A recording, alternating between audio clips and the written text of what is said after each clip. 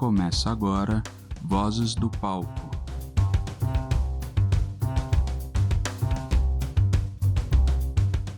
Olá, você está ouvindo ou assistindo o podcast Vozes do Palco, um podcast que visa entrevistar artistas independentes. Nesta segunda temporada, estamos entrevistando artistas da dança. Meu nome é Seria Chagas, sou uma pessoa não binária, atualmente estou atendendo pelos pronomes ela, dela. Sou uma pessoa parda, tenho cabelo black power, estou usando um óculos, um colar com detalhes marrons e dourados. Estou usando um brinco com uma mulher negra.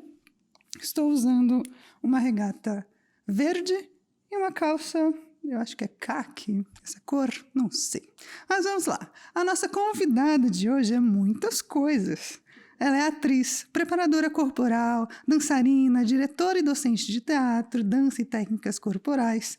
É formada pela PUC em Comunicação das Artes do Corpo em Dança, no Senac em Atuação, em Yoga Integral como instrutora.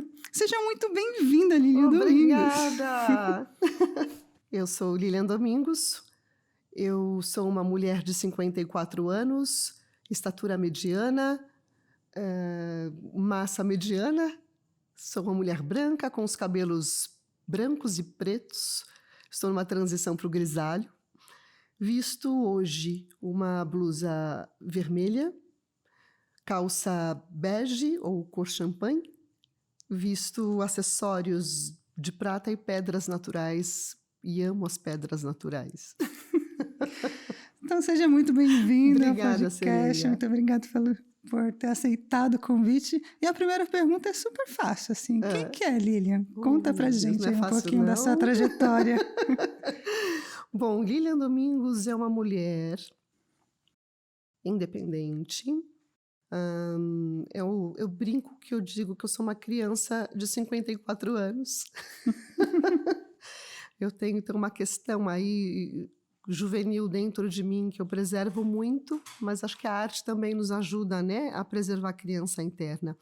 Sou uma mulher que trabalha com arte faz 30 anos, né, profissionalmente, mas sempre estive envolvida com arte desde criança. E eu sou uma pessoa que batalha demais. Sendo artista, né? Todos os horários da minha vida.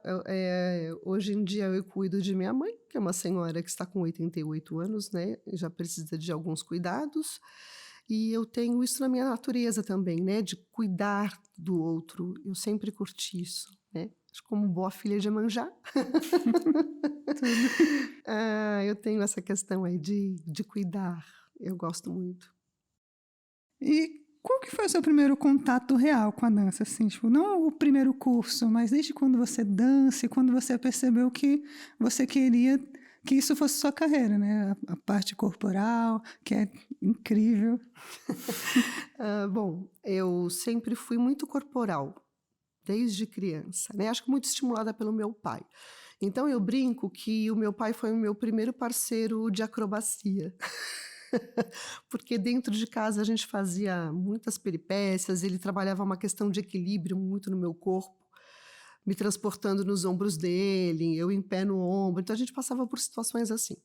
O meu primeiro desenvolvimento corporal que eu posso pensar como profissional foi na ginástica olímpica. Que legal! Eu tenho aí um histórico muito rápido, muito curto, ainda criança, na ginástica. E lá mesmo eu ouvia, até do meu professor, né, e dos colegas, que eu tinha ares para a dança, né? Então, você tem jeito para dança, tem jeito para dança. E disseram, né? Meu professor disse quando a gente começou na ginástica de solo, assim, vai fazer balé porque isso vai te ajudar aqui na ginástica de solo. E foi aí meu encontro com a dança, porque quando eu parti para estudar balé, né, que naquela época era balé clássico, moderno e jazz, eu já fui me encontrando.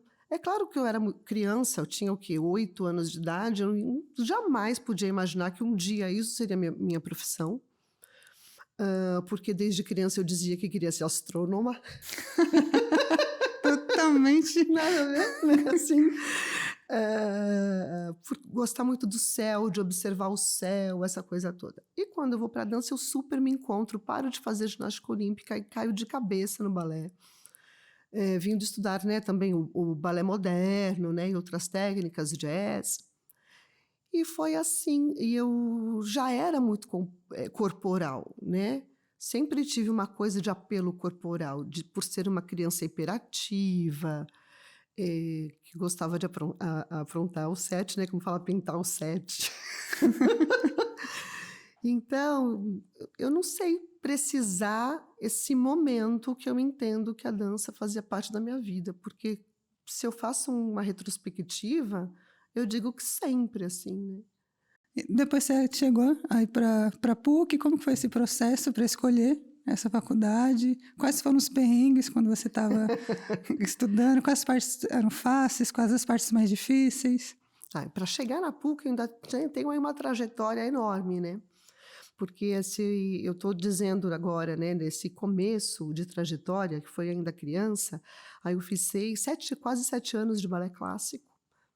Comecei a dar aula de balé para criança, né? Porque disseram, você tem jeito para dar aula, que tal, né? Daí eu fui dar aula lá para o maternalzinho e consegui trabalho. Meu primeiro trabalho foi como carteira assinada, como professora de balé clássico em escola infantil. Então, né, já saí ali só da questão de academia, né? E fui para a escola infantil e comecei a fazer isso, dar aula de balé clássico e moderno para as criancinhas, né? E super curti da aula. E não sabia muito bem, né, pedagogicamente como fazer isso, e tive muita força das pedagogas, das psicólogas das escolas que eu trabalhei, né, me ajudando nesse momento aí de criar estratégia para educar, né, na dança. E tive um hiato aí na minha vida, que eu tive um problema de saúde grave e tive que me afastar da dança. E quando eu retomei, eu não retomei mais no balé, eu fui fazer dança folclórica, né, eu sou neta de espanhol e fui para o flamenco. E aí eu me encontrei também, né? Então comecei a dançar flamenco, que é uma arte que eu amo de paixão, mexe com o meu sangue. E voltei a dançar numa outra modalidade, que é a dança contemporânea, né? Então isso foi mais ou menos ali na casa já com os 17, 18 anos, né? Que eu começo a estudar a dança contemporânea e conheci o trabalho do Laban, conheci o trabalho do Deus Arte. Então, comecei a entender melhor também, teoricamente, dança, taranau. Isso foi uma virada na minha vida. E eu entro para o teatro porque eu dançava, né? Então, tenho que contar essa história para chegar lá nas artes do corpo. Sim. Então, eu entrei para a primeira peça teatral foi um infantil. O grupo estava recrutando uma bailarina que dançasse na ponta dos pés para fazer a personagem lá, né? E eu entrei, passei no teste, fiz. No decorrer do processo não quiseram mais a dança na ponta, né? Mas enfim, eu fiquei lá no elenco, fiquei 1 ano fazendo projeto escola. E lá, com uma bailarina no meio de atores, eu percebi, eu falei assim, caramba, eu preciso estudar isso aqui, porque elas estão falando coisas que eu não sei o que é. Aí eu comecei a estudar teatro. Aí eu brinco, né? Eu falo que o teatro me roubou da dança, né? Daí uma vez no teatro eu nunca mais voltei para dança assim profissional, né? Só depois estudando na PUC. Aí eu fiz teatro, me formei atriz, fiz muitas peças e depois de 10 anos, mais ou menos, atuando em teatro, é que esse curso da PUC já me chama muito atenção e eu estava tentando organizar toda a minha vida porque era um curso vespertino e eu trabalhava os 3 períodos, manhã, tarde e noite. Nossa. Aí o universo me ajudou a organizar essa vida e eu fui estudar na PUC já com 30 e poucos anos de idade, né? Já tendo uma vida ali no teatro e na dança. E no teatro eu comecei a explorar o universo do corpo, né, todo aquele conhecimento já gerado pela dança, né, eu fui criando procedimentos para o corpo do ator. Aí eu comecei a dar aula disso, né, os meus professores de teatro me chamaram, eles já sabiam que eu fazia essa pesquisa, eu criava muito procedimento até ali, né, na minha época de estudante, para os meus colegas, né, e eles me contrataram para dar aula de expressão corporal num curso que eu dou até hoje, 30 anos, quase 30, tem 27 anos que eu dou aula, né? Que é incrível, foi minha professora, que a aula que eu mais gostava. Nossa, chegava o dia da semana, nossa, a gente tem aula da Línia. Era a melhor coisa. Bom saber. E era incrível. Eu gostava muito desse tato que você tinha de... Você observava todo mundo, tinha apontamentos específicos para cada um. E era, tipo, você respeitava o limite do corpo de cada um e acho que você colocava na nossa cabeça também da gente respeitar os nossos limites, não querer fazer mais do que a gente consegue. E eu acho que é um tato muito legal. Que momento que você percebeu que você tinha talento para ser arte educadora? Então, acho que é fazendo, né? Acho que fazendo a gente vai encontrando, o coração vai dizendo, né? E a gente vai ouvindo também, né? Dos estudantes, se é bom ou se não é. Então, ter a escuta aberta para o outro é importantíssimo, né? E eu tive um hábito por muitos anos da minha vida que depois da aula, do processo de aula, pergunta, olha, por favor, sejam sinceros, né?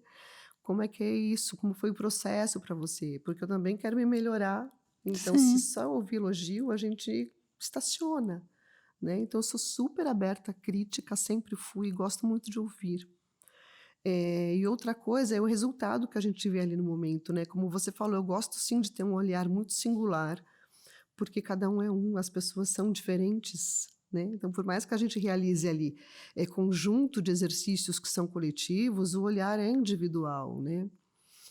Então, eu me encontrei, acho que docente, né, professora, na prática, né, fazendo, percebendo que eu tinha um amor enorme quando eu via a pessoa se desenvolvendo. Eu brinco, né, com uma imagem que é um jardineiro. Eu acho que eu sou uma jardineira, né? Porque eu vou regando ali as sementinhas, as plantinhas, e de repente eu vejo a pessoa desabrochar, florescer. E para mim isso é uma das coisas mais belas da vida, assim, sabe? Olhar as pessoas se encontrando, se emocionando, eu acho isso divino. E eu acho que era muito legal ver você, que você via de fora e você falava, se você for por esse caminho aqui, explora. E a pessoa vai descobrindo sozinha. Eu acho que era muito legal de você dar o apontamento que fazia a gente descobrir sozinho, não você, tipo, é assim que faz. Não, eu acho que formato é ruim, né? Sim. Ainda mais quando a gente fala de uma experiência que é para você ser ator, criador, né? Ou então conhecer o repertório de si mesmo, que é extremamente importante isso, né? Então, se a gente fala de ancestralidade, se a gente fala de pertencimento, se a gente fala de território, se a gente fala de todas essas coisas, não posso ser eu a pessoa a falar assim, olha, eu demonstro uma coisa e você tem que fazer aquilo. Não, jamais. Laban, né, que é das pessoas que eu pesquiso muito, já dizia isso lá no tempo dele, no começo do século XX, né? Que a gente tem que entender o nosso corpo e cada um é um. Então, essa coisa de copiar o outro, acho que ela serve até como um estímulo, um ponto de partida, mas depois a pessoa tem que reconhecer-se fazendo, né, dançando, abrindo um caminho exploratório, investigativo mesmo, né, sobre o próprio corpo. Você comentou agora um pouco de Laban. Quais são as suas referências e onde você busca as referências para montar suas aulas, né? Provavelmente é da sua trajetória, né? Mas quais são as fontes que você se alimenta, uma das é Laban, né? Para criar as suas aulas. Olha, mas são tantas fontes. Porque assim, eu fui uma pessoa que nunca deixou de estudar. Então, eu já fiz aulas com muitas pessoas excelentes. E todas elas são muito vivas dentro de mim, né? Agora, como estudo teórico, né, se eu for olhar para este lugar, que são muitos também, né? Eu acho que eu venho numa linha aí de Laban, né? E de dança também, passando pela Martha Graham, passando por Pina Bausch, E aí a gente não pode ignorar a história dessas pessoas também, porque elas vieram de referências X. Então, fui uma pessoa que, quando eu conheci o artista que modificava, né, que me atravessava, modificava algo em mim, eu fazia o caminho que ele fez, né? Então, eu ia ali para o passado, olha, ele veio de onde, estudou com quem? E eu tive essa autodidata nesse lugar, né? De lá para o começo da história, né? Claro que eu não encontrei esse começo, mas assim, eu fui fazendo esse caminho reverso, né? Porque aquilo que tem hoje a gente já sabe, a gente vê, está ali em contato. Então, isso foi me abrindo muito, né? Eu me explorei muito nesse sentido. Mas, enfim, tem esses nomes que eu falei, eu não posso deixar de dizer dos meus professores de interpretação, que foi o Volney de Assis, que me abriu, assim, o universo. A Berta Zemel também me abriu um universo, até me emociono de falar. São pessoas muito presentes. Eu brinco, eu falo assim, eu nunca dou aula sozinha. Quando dou aula, eles estão todos ali em algum lugar e eu vou acessando. Porque são, enfim, pessoas incríveis, né? Que eu passei na vida delas, elas na minha, e eu não deixo nunca, não deixo morrer nunca.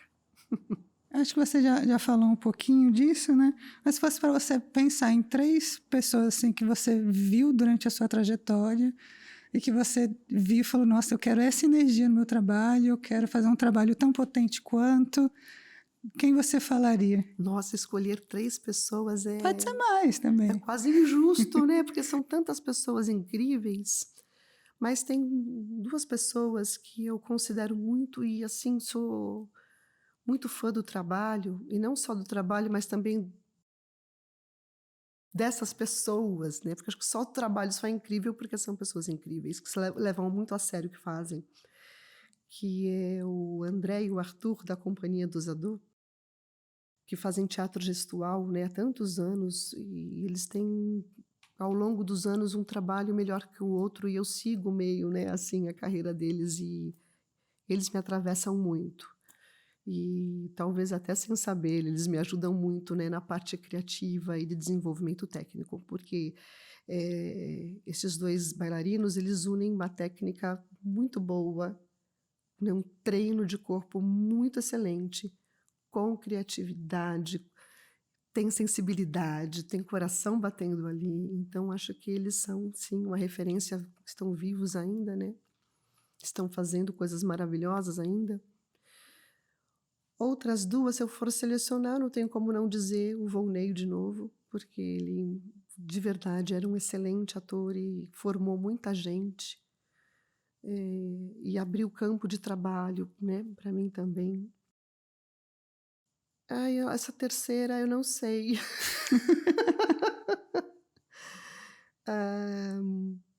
Talvez eu citaria a Pina Bausch também, né? Porque ela tem um trabalho que vem de uma trajetória que eu sinto que é muito próxima da minha trajetória também, né?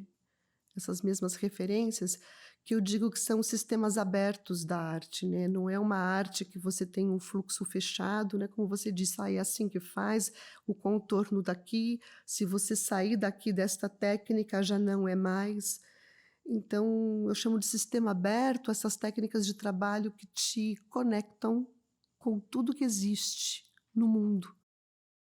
Então, eu acho que é a Pina Bausch. E dentro das suas aulas você trazia muito isso. Eu lembro de... Tinha uma aula muito legal. A gente assistia, né, o filme da Pina Bausch e depois você trazia um livro com fotos da dança dela. A gente tinha que escolher algumas fotos que eram estáticas e criar uma partitura a partir dela. Que até hoje eu lembro da minha partitura que eu criei, que eu achava que eu fiquei dias assim, ensaiando em casa, que eu tinha que apresentar depois e tinha que pensar, tipo, como conectar um movimento no outro, né? Porque eram fotos estáticas. E eu escolhi, tipo, coisas que estavam muito distantes, assim, e aí pensar nesse caminho, né? Como que eu vou dessa daqui para aquela? Foi muito gostoso de criar isso, de pensar, tipo, nossa, tem outras formas, né, de criar cena, que até hoje eu acho que às vezes eu fico pensando, tipo, vou ver fotos assim para tentar criar alguma coisa a partir delas, porque eu acho incrível essa forma, assim, de criar, Ótimo. que você tem um outro tipo de referência, né? Eu tenho umas metodologias que eu vou criando, assim, né? Ao longo dos anos eu fui fazendo isso, né? experimentando. E esse é um exercício que super funciona, né? Funciona e todo mundo demais. diz isso, né? Que legal, porque tira a gente do óbvio, né? Uhum.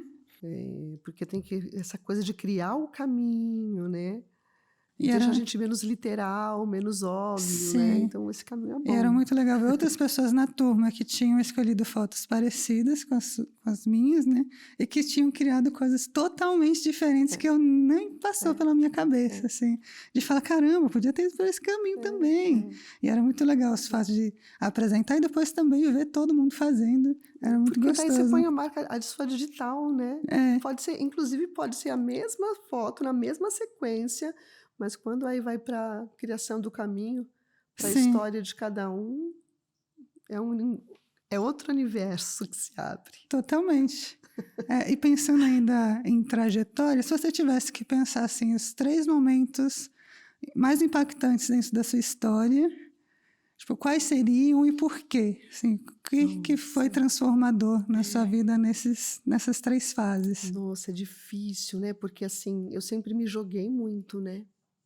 Cada curso que eu fiz, cada profissional que eu participei, eu me joguei de cabeça. Então, se eu for olhar, assim, eu me transformei, eu me deixei transformar a cada momento, Sim, né? Eu fiz escola de circo, né? Também e fui para o circo para me desafiar a uns processos que eu tinha de medo de altura. E eu quis fazer trapézio para vencer medo de altura. que Assim. legal! Então, eu sou assim.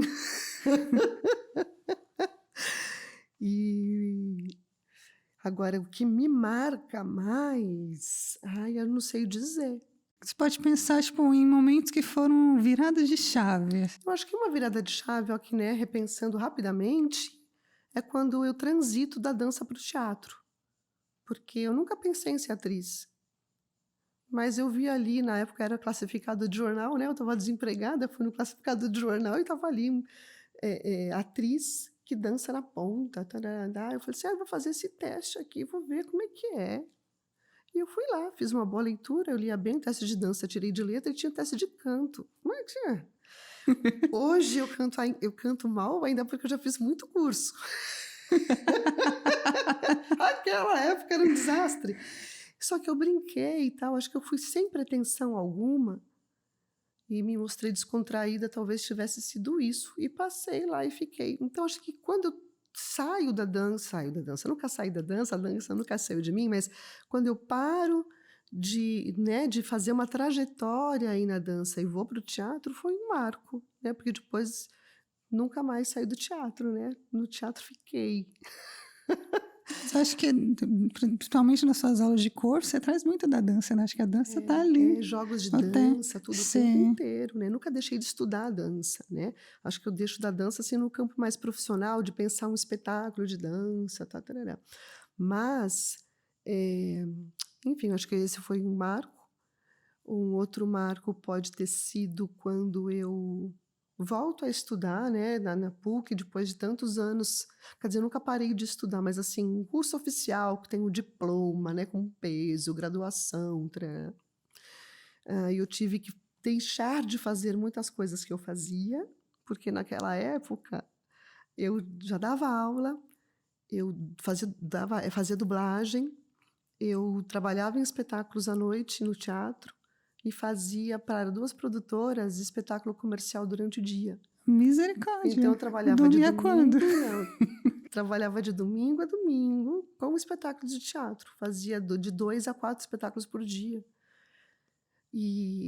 Ou a dublagem, né?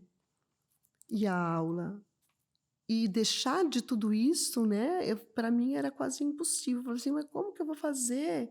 Parar para estudar todo dia à tarde? Como que eu vou fazer com as produtoras que eu faço espetáculo e tal? Eu fiz uma escolha naquele momento da minha vida. Então, acho que isso também foi importante também, né? Escolher só dar aula, mas fazer espetáculo à noite e deixar das produtoras e deixar da dublagem para poder fazer minha graduação.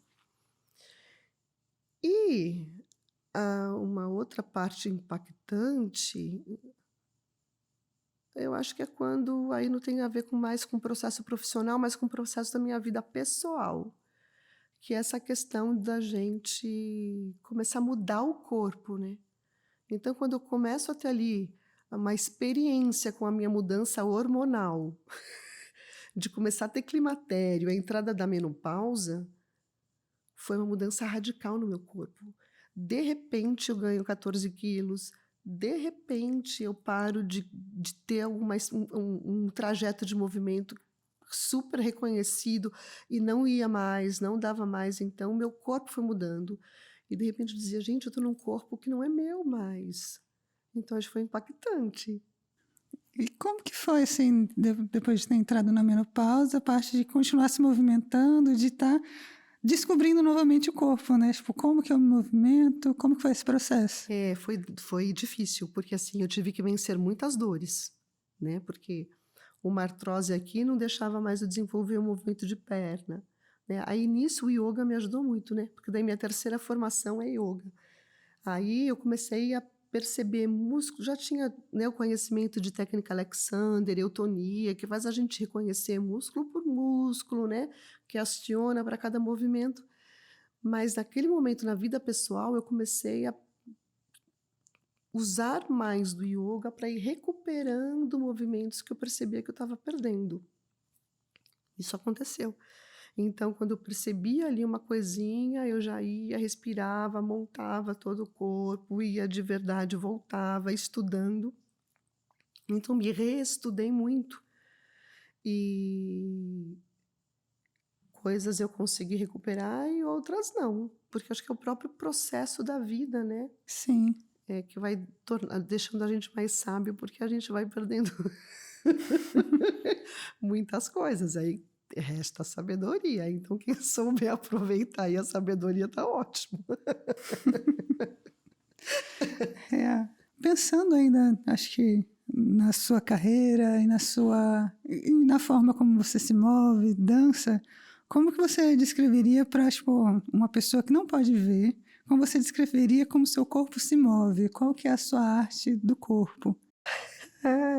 Essa pergunta é difícil, né, de responder, porque eu não me vejo dançando, eu me sinto dançando, né? Só se eu me filmo e depois eu vejo, mas eu não tenho essa prática não, de me filmar e ficar me vendo. Então eu sinto, então sempre bate em mim um repertório que eu trago a natureza. Então, como eu me sinto, eu poderia dizer, eu me sinto vento, eu me sinto água, eu me sinto fogo, eu me sinto terra, madeira, metal, chumbo, concreto, algodão, nuvem. Sei lá, são essas sensações que eu tenho quando eu danço. E eu gosto de combinar isso. De repente surge um animal que pode ser do ar, pode ser um pássaro, pode ser um felino. Então, eu acho difícil descrever. É muito sensorial também. Então, tem uma coisa que é de cheirar, de sentir o sabor da saliva, né? do paladar, da audição, do tato, muito tato. Então, como eu descreveria para alguém que não enxerga? Imagina como se você estivesse sendo abraçado pelo vento, lambidos pelas ondas do mar e se entregasse a isso. Não sei, acho que mais ou menos isso. Que é lindo! Só acho que quando você estava falando, me veio muito na memória, muitas vezes você estava se movimentando em sala de aula, quando a gente teve o exercício que era sobre a intensidade do movimento, que você falou do concreto, do algodão, da nuvem, que é isso, assim, que para mim foi como se a intensidade do movimento, o concreto, Exato. a leveza. Nossa, achei muito rico. É porque a dança ela não pode ser uma coisa pasteurizada, eu não sei, né, se pode ser, eu estou falando não pode ser, acho que pode ser tudo, mas assim, eu não entendo como uma coisa pasteurizada, de uma cor só. Então, na minha dança, eu estimulo isso no outro também, de buscar um repertório que é de tempos, ritmos construídos, né, de forma diferente, né? Eu saio de uma aceleração e desacelero. né, essas densidades também, né, aumenta e deixa mais pesado e leve. Então, essa experiência com uma diversidade de possibilidades que o corpo pode ter, eu acho fantástico. Então, eu gosto de me experimentar assim, e quando eu dou aula, eu estimulo o outro a se experimentar assim, até para se encontrar, né? De repente, a gente tem um automatismo tão grande na vida pessoal, né, nessa correria da vida, que a gente não sabe das possibilidades que a gente tem com relação ao movimento, né? Ou até a imaginação, né? Porque o movimento, ele traz uma imaginação mais aberta a tudo, né? Acho que isso anda junto. Com certeza. E ainda falando desse universo, né, de dar aulas, você consegue lembrar algum aluno, alguma turma assim, que te impactou, que você vê o trabalho hoje e que você fala, caramba, foi muito legal que essa pessoa passou por mim e que aí está estourando no mundo, ou que está fazendo coisas muito potentes? Gente, vai dar ciúme? Assim, eu me sinto muito privilegiada, porque eu fico muito encantada com todo mundo, assim, de verdade, não é demagogia, não. Por quê? Porque cada um é um, e eu acredito muito nisso. Então, quando eu percebo ali a potência de uma pessoa, consigo abrir uma portinha ali para um caminho e a pessoa vai, eu já me encanto, eu já me sinto muito realizada de ver o outro se realizar. Então, de alguma forma, eu me sinto privilegiada e construída por todas as pessoas que passaram por minha vida. Então, se eu tenho hoje, né, uma experiência X, se eu conseguir encontrar tantas possibilidades também com relação à minha parte artística, eu devo isso a cada pessoa que passou pela minha vida. Porque eu assisto, né?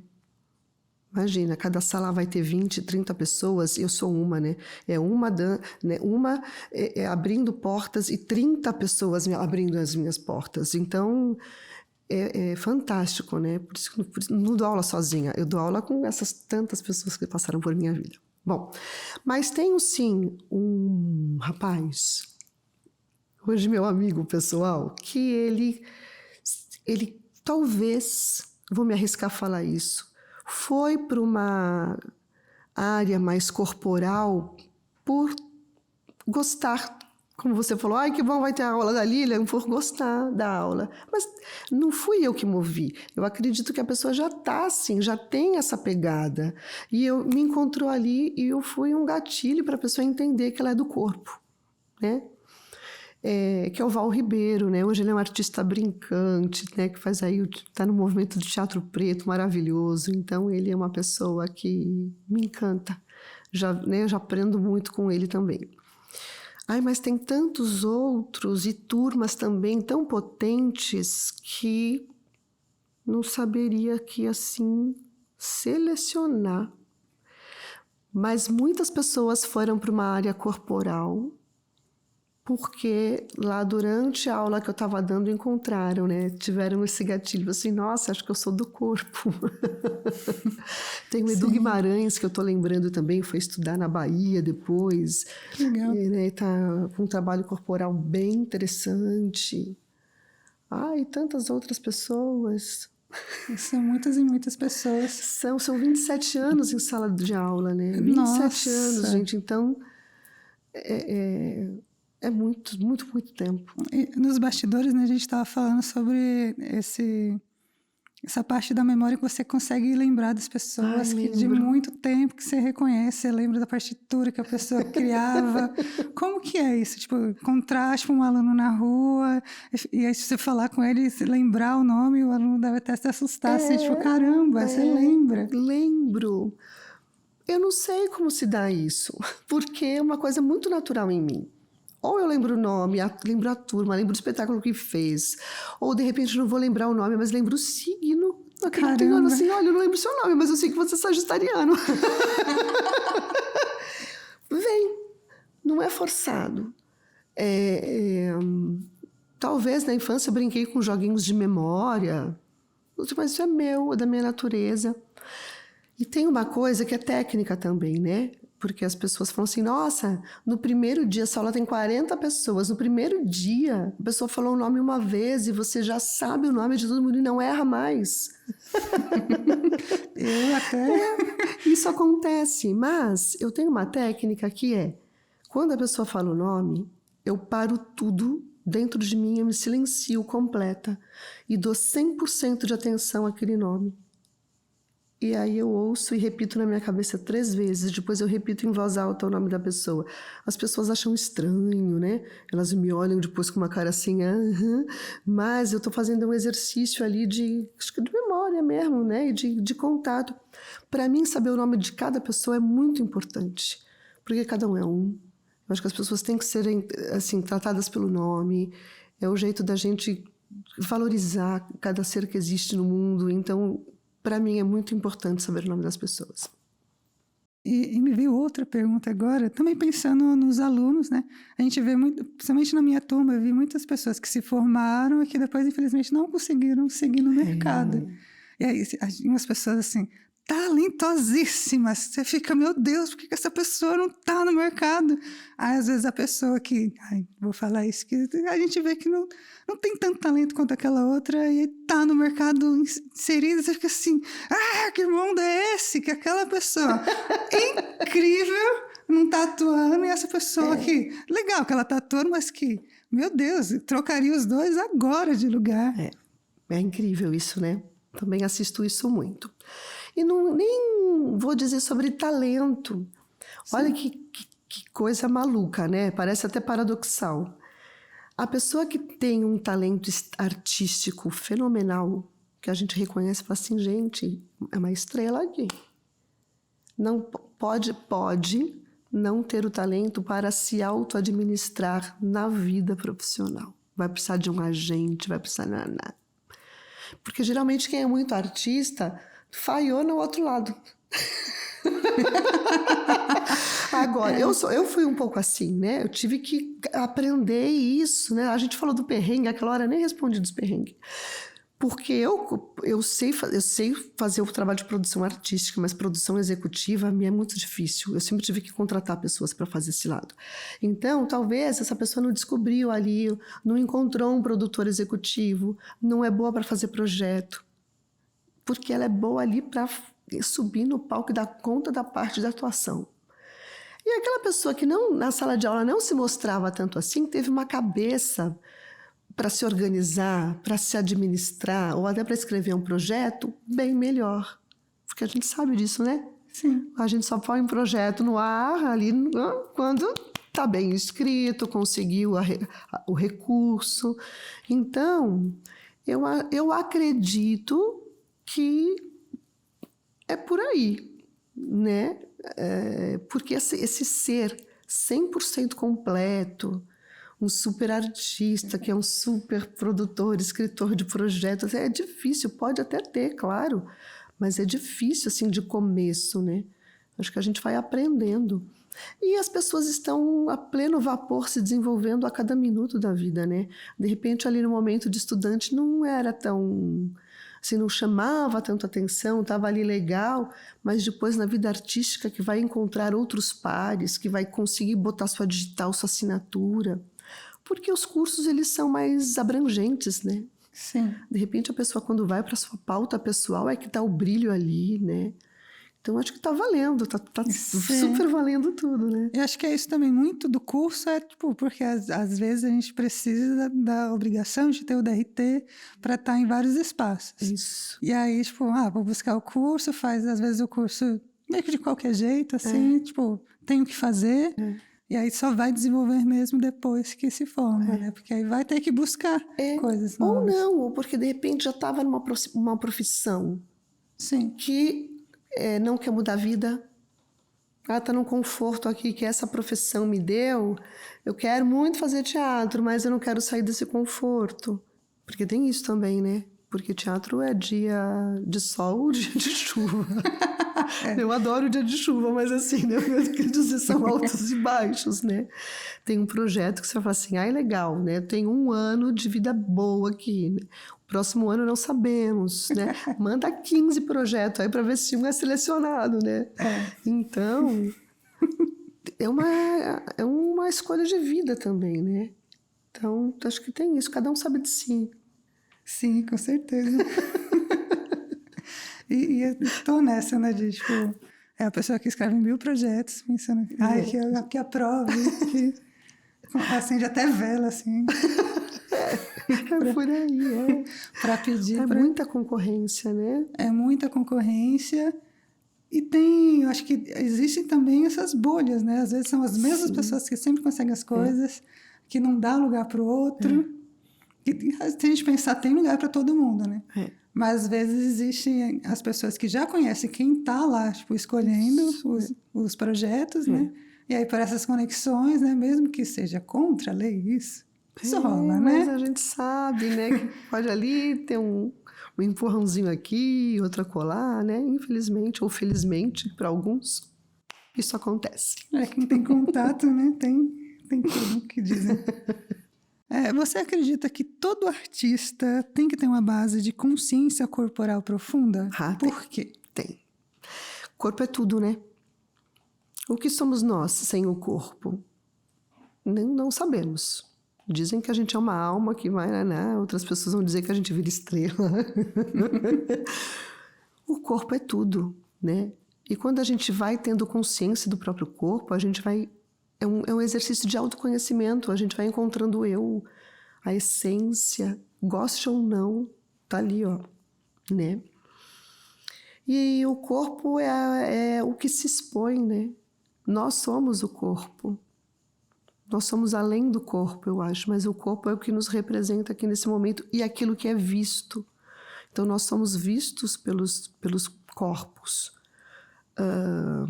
Né? A gente começou a descrever aqui, né? Chegando no programa, a gente se descreveu. Eu sou assim, assado, tenho isso, aquilo. É assim que a gente se expõe. E não ter consciência disso, eu nem sei dizer o que seria. Seria uma imitação de alguém que eu admiro? Porque é minha referência? Então minha referência é o fulano de tal. Então, se eu não me reconheço, eu fico correndo atrás daquela referência para fazer igual a ele, mas eu não sou ele, né? Então, o trabalho de consciência corporal, eu acredito que é fundamental. E digo mais ainda, que o trabalho técnico, ele precisa existir. Porque o trabalho técnico é o que segura a gente querendo transitar nessa consciência que a gente descobre para mostrar aquilo de um jeito X ou de um jeito Y. Porque quando se trata de arte, a gente é intencional, né? Não é assim, se deu assim, nem sei. A gente tem uma intenção. E como que eu vou colocar o meu corpo no jogo tendo uma intenção se eu não tenho um preparo nem uma técnica que seja um embasamento para eu chegar onde eu quero, né? Então, eu acho fundamental. Principalmente porque o corpo às vezes fala muito mais do que as palavras. Às vezes não, né? Fala sempre muito mais do que as palavras. Às vezes você está falando uma coisa, seu corpo não condiz com o que você está falando, né? Exatamente. E aí você precisa encontrar esse equilíbrio para que o corpo esteja junto, né? Com a fala, com a intenção. Ele escreve no ar, né? Eu brinco, falo, tá ali, ó, tá tudo ali. Para quem sabe ler o corpo, é só parar que os olhos que vêm... Sim, eu lembro que tinha alguns exercícios que a gente tinha que estar de costas. Você falava, eu preciso ver você falando de costas. Eu preciso entender o que você está falando pelo seu corpo. O seu corpo precisa mostrar a sua intenção. Mesmo você estando de costas, seu corpo precisa estar falando. Você precisa estar sempre de frente. Esse exercício, né, de falar de costas... ele é bom também para a gente ativar a tridimensionalidade do corpo, né? Porque eu percebo isso, né? Quem está chegando no teatro pensa muito à frente do corpo, né? Aí quer fazer para frente, quer fazer pensando em estar de frente. Não, a gente tem que pensar o corpo como algo que é ele inteiro, que é tridimensional, né? Então eu posso estar em qualquer posição, para qualquer lado, só que eu tenho que ter a consciência de como eu estou sendo vista. E aí a intenção da expressão tem que se voltar para este lado, né? Sim. Então, é um exercício bem bacana, né? E a gente está nessa cultura que a gente separa, né? Tipo, a cabeça do corpo, que a gente é uma coisa só. Não são duas Infelizmente. coisas distintas. Tá tudo ligado aqui, ó. Não é uma coisa separada da outra. E é muito legal. E o teatro resgata isso e fala... Só o teatro, né? Eu acho que A dança, né? O estudo né? do corpo O estudo resgata. do corpo. Desde o século XIX, né? Nietzsche já falava, né, sobre as coisas do corpo. Tá na filosofia isso, né? Do corpo ser uno. O Laban bateu muito nessa tecla, Stanislavski bate muito nessa tecla, todo, né, o pessoal aí do teatro, Grotowski, porque, né, foram buscar no corpo, né, e foram buscar no Oriente também, né, essa coisa do corpo uno, né, que a mente é corpo também, né, pensamento é corpo, né, a dança é o pensamento do corpo, né, porque a gente se move e a gente fala da mesma forma que a gente pensa. Não tem como dissociar isso. Nossa, real. A cabeça faz assim um É uma viagem, né? Eu amo. Eu gosto muito. Eu adorava essas aulas por isso, que eu sempre sei assim, nossa, isso e aquilo, e muitas ideias. Chegava em casa, queria ficar rolando no chão, queria ficar, vamos movimentar e brincar. E era muito legal ver a minha própria evolução também. De, tipo, caramba, eu tô conseguindo fazer uma coisa que eu não conseguia. E que você apontava às vezes também, tipo, nossa, esse alongamento tá mais legal. Lembro, né? Você teve um boom, assim, de crescimento, né? Sim, e foi muito legal ter feito sua matéria 2 vezes, que eu acho que no final você conversou comigo, tipo, eu acho que seria interessante se eu fizesse de novo. Eu fiz, é verdade, vou fazer. E foi incrível, eu adorei ter feito de novo, porque foi muito legal revisitar, e eu acho que tendo feito em 2 turmas diferentes, você vai vendo novas formas, né? Isso. Quanto mais pessoas a gente se conecta, maior vai ser o aprendizado. Porque está muito no outro também, né? O outro que nos provoca, o outro que a gente vê uma referência ali de movimento, o outro que nos ajuda, ou até não, o olhar do outro que me reprime, eu também tenho que lidar com isso. É aprendizado para todo lado. Isso é verdade. Traçando uma linha aqui de raciocínio, você fala muito sobre estar ensinando. No seu dia a dia, você ainda dança, você ainda cria, porque você está mais no teatro e profissionalmente você não está tanto na dança, mas acaba estando. Eu acho que é uma mescla, né? O que seria da dança sem o teatro, o que seria do teatro sem a dança, e assim também as artes plásticas, e assim também a música, né? As artes em geral, né? Que são as manifestações expressivas, né? Humanas. Eu danço o dia inteiro. Eu, de acordo com o meu humor, ou eu estou andando saltitando, ou eu danço mesmo. Se me der vontade de dar um giro no meio da rua, indo ao trabalho, eu vou girar. É muito bom, né, fazer isso. Eu adoro dançar na rua. E se eu estou também mais fechada, eu ando sem olhar para os lados numa linha reta, mas isso também é movimento. É dança. Eu vou na maquininha de café, eu fico me alongando enquanto o café não sai, tá ali. Tá lá. Eu vou dar uma agachada, eu me alongo, eu faço movimento sempre, né? Ou então, nada. Assim, hoje eu vou deitar, sentar e fazer nada. E nada. Consegue fazer nada sem se culpar? Porque às Por vezes alguns momentos, alguns minutos, porque eu sou muito agitada, eu sempre fui, né? Então, logo, esse estado de nada, ele já pede para falar assim, ó, já deu, pronto, descansou, vai. Eu tenho isso também. Eu sempre sou mais movimento. E mesmo no teatro, né? Eu não trabalho com espetáculos de dança, mas a dança está muito presente no estudo do corpo, porque eu vou trabalhar com jogos de dança, né? Então tem muita coisa de viewpoints também que a gente usa tanto para dança como para o teatro. Então eu acho que vamos já dizer, uns 90% dança o dia inteiro.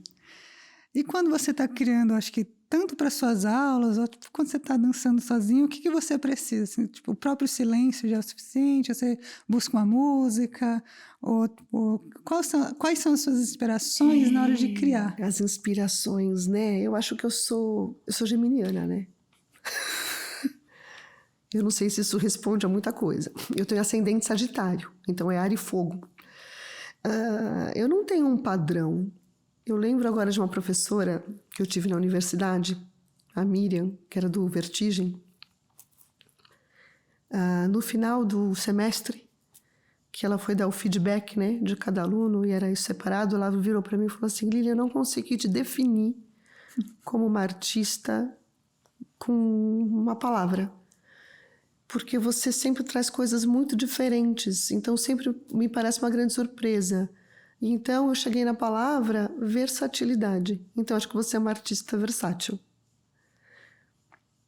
E eu ouvi aquilo e fez sentido para mim. Então eu também não tenho esse padrão. Então tem hora que é isso que eu te falei, eu sinto um vento e dele vem coisas. Ou uma música me inspira, ou talvez é o silêncio, eu tenho que estar num silêncio, porque vou começar um movimento que é muito intrínseco do corpo, ou de algum processo psicológico mesmo, né?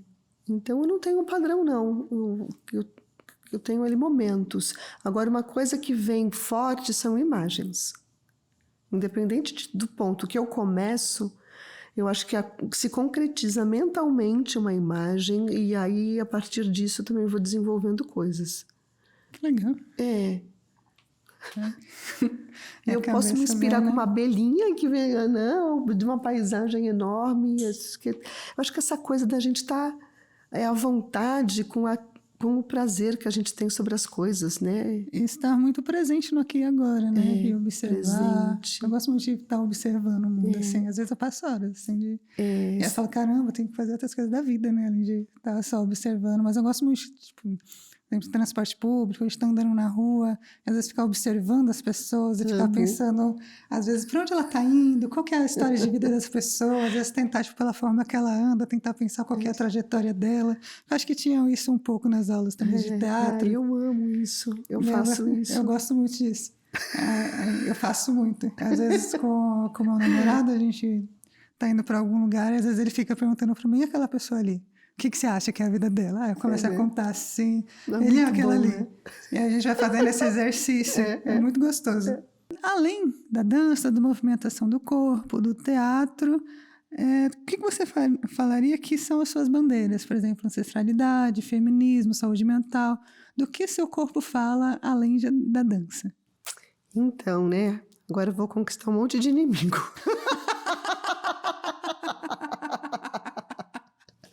Por quê? Eu acho que essas bandeiras, elas são levantadas na medida que eu escolho algo para trabalhar naquele espetáculo. Pessoalmente, eu brinco que eu levanto todas as bandeiras. Eu não tenho uma bandeira que é só pessoal, eu tenho uma bandeira que é do mundo, de uma forma que eu vejo que eu gostaria que o mundo fosse transformado. Quanto mais a gente rotula as coisas, eu acredito isso, mas a gente corre o risco de duas coisas. Uma, a gente se separar, porque aquele bando não fala com aquele bando.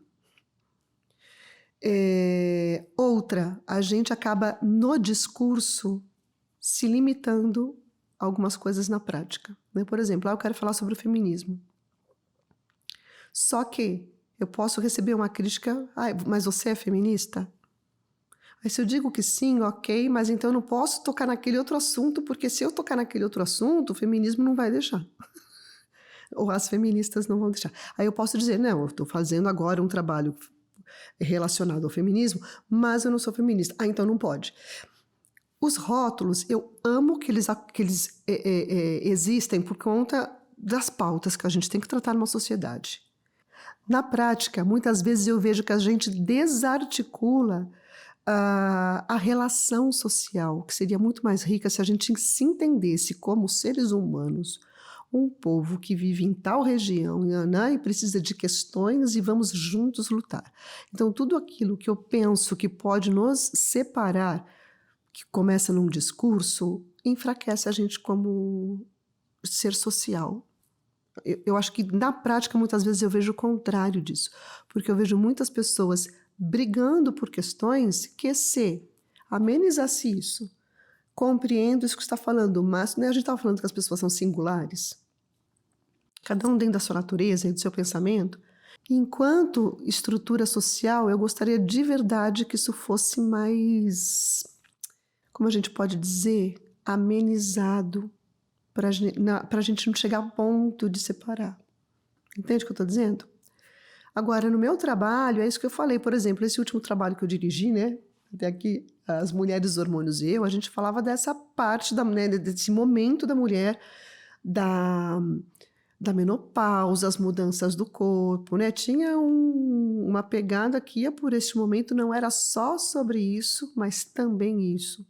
No outro trabalho anterior que eu fiz com uma atriz, que foi Minha Cidade Pode Não Ser a Sua, que é um texto do Valmir Pavan, amigo, ator, maravilhoso dramaturgo. Maravilhoso, te amamos, Valmir. Isso é Amo. incrível. Nós estávamos discutindo os corpos que são, eu vou dizer criados, né, ou formados em regiões de uma cidade. Né? Então, por exemplo, a gente pega São Paulo. O corpo do centro da cidade é muito diferente daquele que está no extremo sul, da pessoa que constrói a sua vida na Zona Norte. Então, a gente meio que abordou essa ideia do estranhamento quando a gente vai para um território outro, que para alguns é tudo de boa porque eu vivi ali, mas para aquele que está chegando hoje pode até soar ameaçador. Então, quando eu digo aí que eu levanto todas as bandeiras, eu digo que eu sou uma pessoa que gosto de trazer essa coisa da ancestralidade. Eu não ignoro bandeira alguma. Eu acho que isso pode ser muito importante até para o nosso crescimento como sociedade, de respeitar cada bandeira dessa e entender como elas coexistem, e a gente tem que fazer o melhor disso. Sei lá, é isso que eu penso. Isso que eu penso que eu faço também, né? Não sei se porque eu lido com uma diversidade muito grande em sala de aula também e respeito todas elas. Não tem nada que é um melhor que o outro, nada disso. A gente tem que entender que pessoas são pessoas, que somos todos singulares, que nós coexistimos e que nós precisamos aprender a se relacionar, respeitando cada um como é. É nisso que eu acredito. Eu acho bem interessante a sua resposta.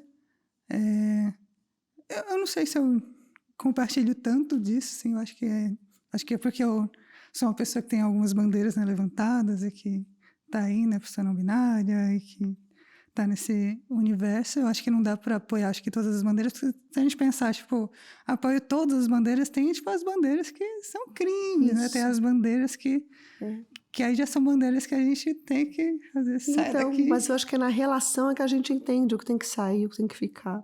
Por isso que eu digo, né? Eu não vou levantar uma bandeira do machismo, pelo amor de Deus.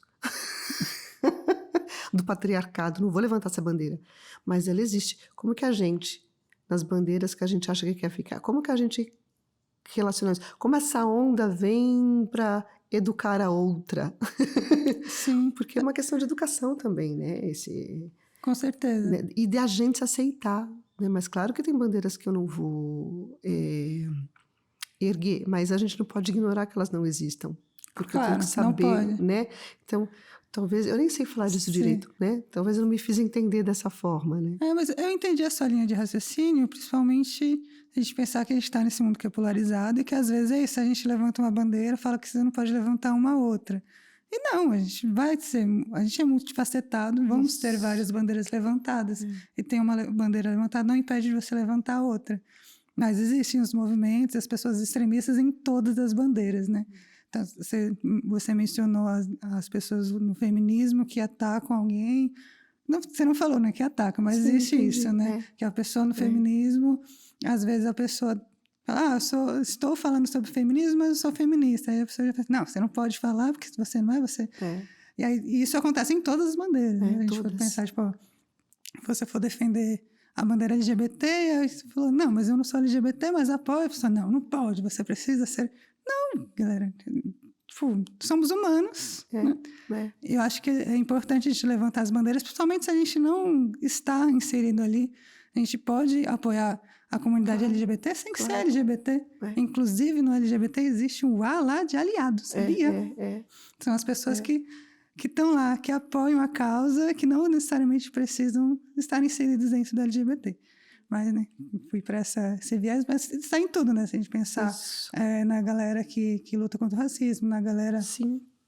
Enfim, todo mundo vai ter respeito muito isso. E vai ter os extremistas em todas as áreas, né? Que vai querer apontar o dedo pro outro e falar, tipo... E a gente tem que fazer coro com as coisas que a gente acredita, que é um salto para a gente só se relacionar, né? Eu brinco com uma frase que é, né? Se o sol, que é o astro-rei,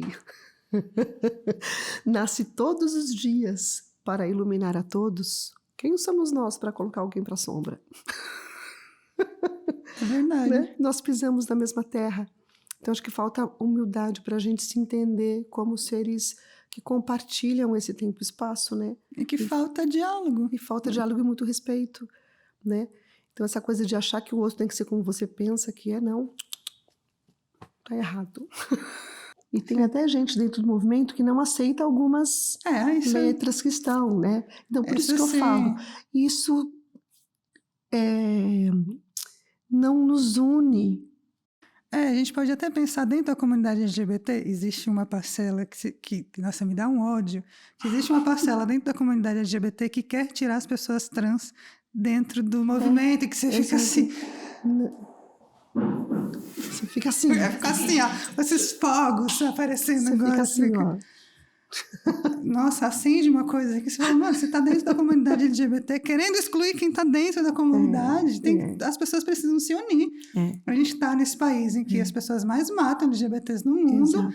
E aí você quer tá contra a pessoa que tá dentro da comunidade? E dos casamentos homoafetivos, né? Quantos anos a comunidade está lutando para isso? E ainda olha que não, mas isso pode, isso não pode. Vamos se unir, vamos lutar. Cadê ir lá no Congresso apertar essa galera, né? Sim. Enfim, são muitos movimentos, né? São muitas coisas. A gente começa a pensar em mais coisas, né? Querer... Eu vou começar aqui, vou virar militante, hein, gente? Vou militar na internet. Vou lá no Twitter xingar todo mundo. Deixa eu raciocinar aqui o que eu irei te perguntar agora. Acho que cabe isso daqui. O que você pensa que é o maior desafio para você como artista independente hoje? Eita!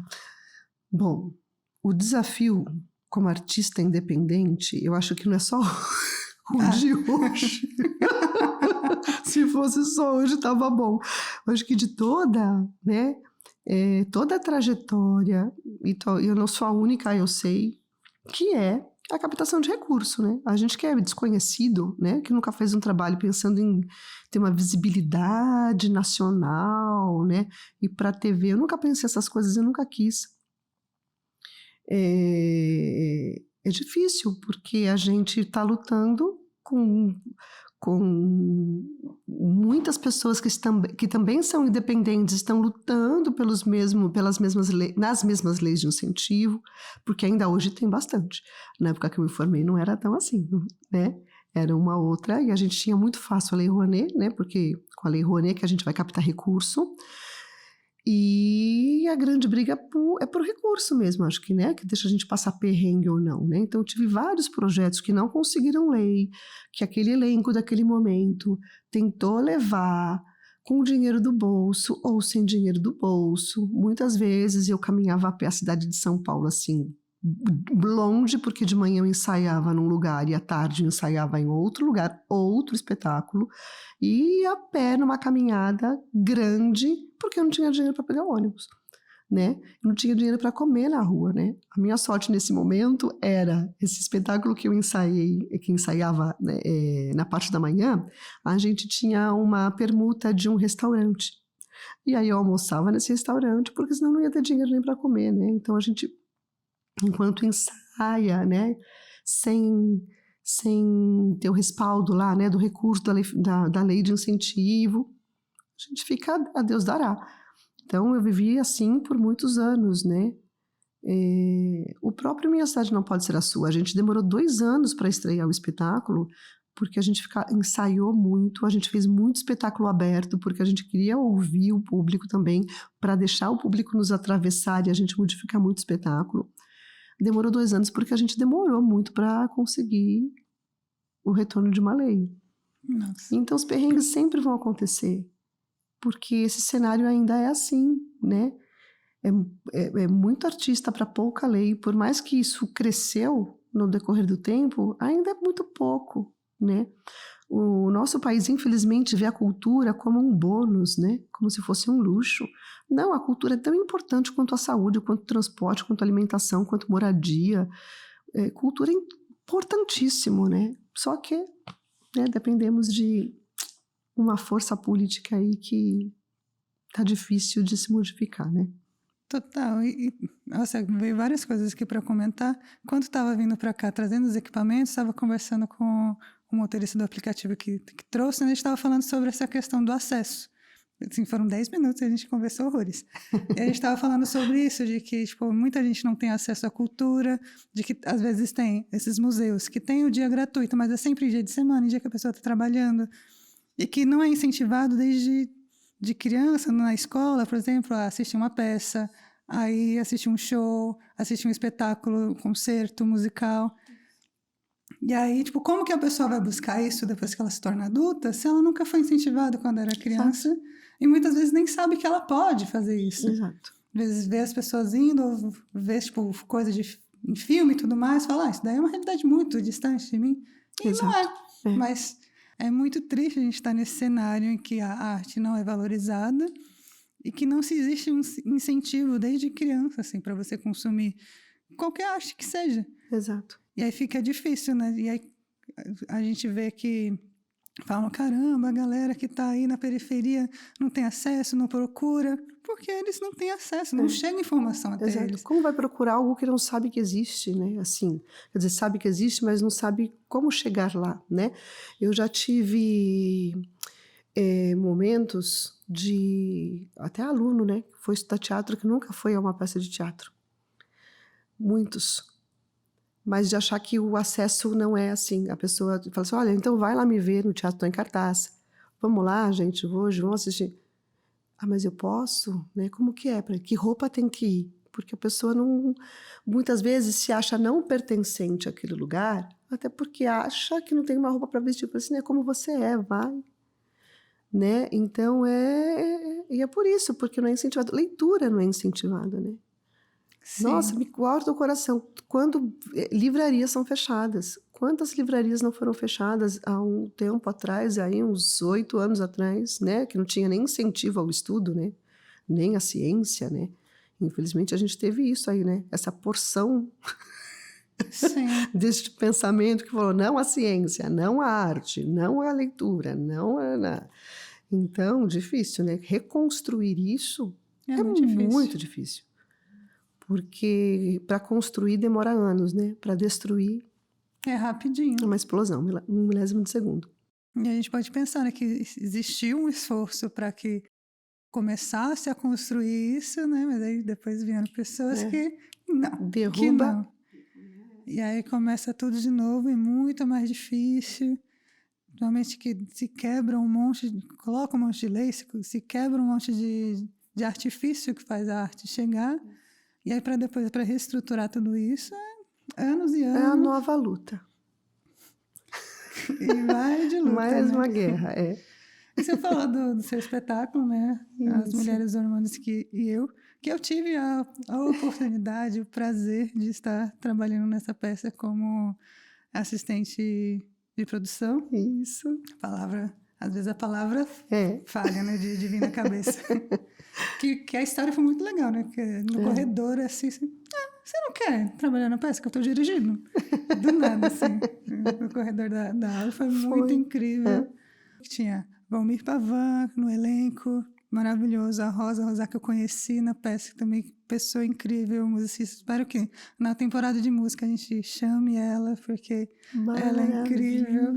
É isso, vão pingando as pessoas em cada temporada, trazendo essas pessoas maravilhosas. Como que você chegou? Como que a peça chegou em você? E como que foi esse processo de dirigir, de estar na direção, com pessoas que você admira, né? Tipo, Valmir, dirigindo a Rosa, que foi sua aluna, que depois... Como que foi esse processo? Então, eu tenho uma trajetória de direção. Numa das produtoras que eu trabalhei, né, que a gente meio que se autodirigia ou dirigia, né, algum processo ali de uma outra peça. Eu já trabalhei em espetáculos que a direção foi coletiva, né, e na escola que eu dou aula eu também faço os projetos de montagem teatral, né, nas quais eu dirijo. E esse texto me chega por meio da Rosa. Então, a Rosa conhecia a Nana de Castro já. A Nana deu esse texto para a Rosa ler. A Rosa se encantou e me convidou para dirigir. e convidou o Valmir para atuar com ela, né? E a gente sentou junto, foi ler, né? Falei assim, então vamos conhecer esse texto, né? A gente se encantou.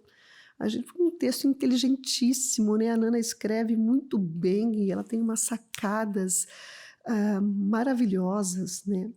Sim. E nos interessou muito, né? Por conta dessa nossa entrada na menopausa, o texto fala disso, né? Porque é uma terapeuta. Sim. Conta um pouquinho sobre o que a peça fala, que é muito interessante. E eu quero que vocês de volta em cartaz. A gente está tentando voltar, né? Vamos afinar as vidas, né? Porque daí a Rosa lançou um CD, o Valmir também está sendo premiado em dramaturgia, então tá todo mundo no seu corre. Vamos ver se a gente consegue voltar. Então, a história né? Tem uma terapeuta holística, que ela está começando a ter as questões da menopausa, né? Os calorões, tal, né? O mal-estar. E ela está em atividade profissional, né? Ela é terapeuta, e quem procura o consultório dela é um ginecologista, né? Então, na pauta, ele é um ginecologista extremamente famoso, muito procurado pelas mulheres, só que está passando por um trauma pessoal, e o trauma ele está com aversão ao órgão genital feminino, então ele não está conseguindo mais realizar a consulta. E ele procura a doutora Elaine, quem fez foi a Rosa, para uma terapia. Só que ele não acredita em terapia. Ele diz que foi porque o amigo do amigo do amigo falou, então ele vai lá só para conhecer, ele olha o ambiente e vai embora. Ele não aceita ser tratado, né, como um médico, né, um dos maiores ginecologistas do país, tal. Só que de repente ele volta, porque ela também, né, a terapeuta já dá um gatilho ali numa frase e ele volta.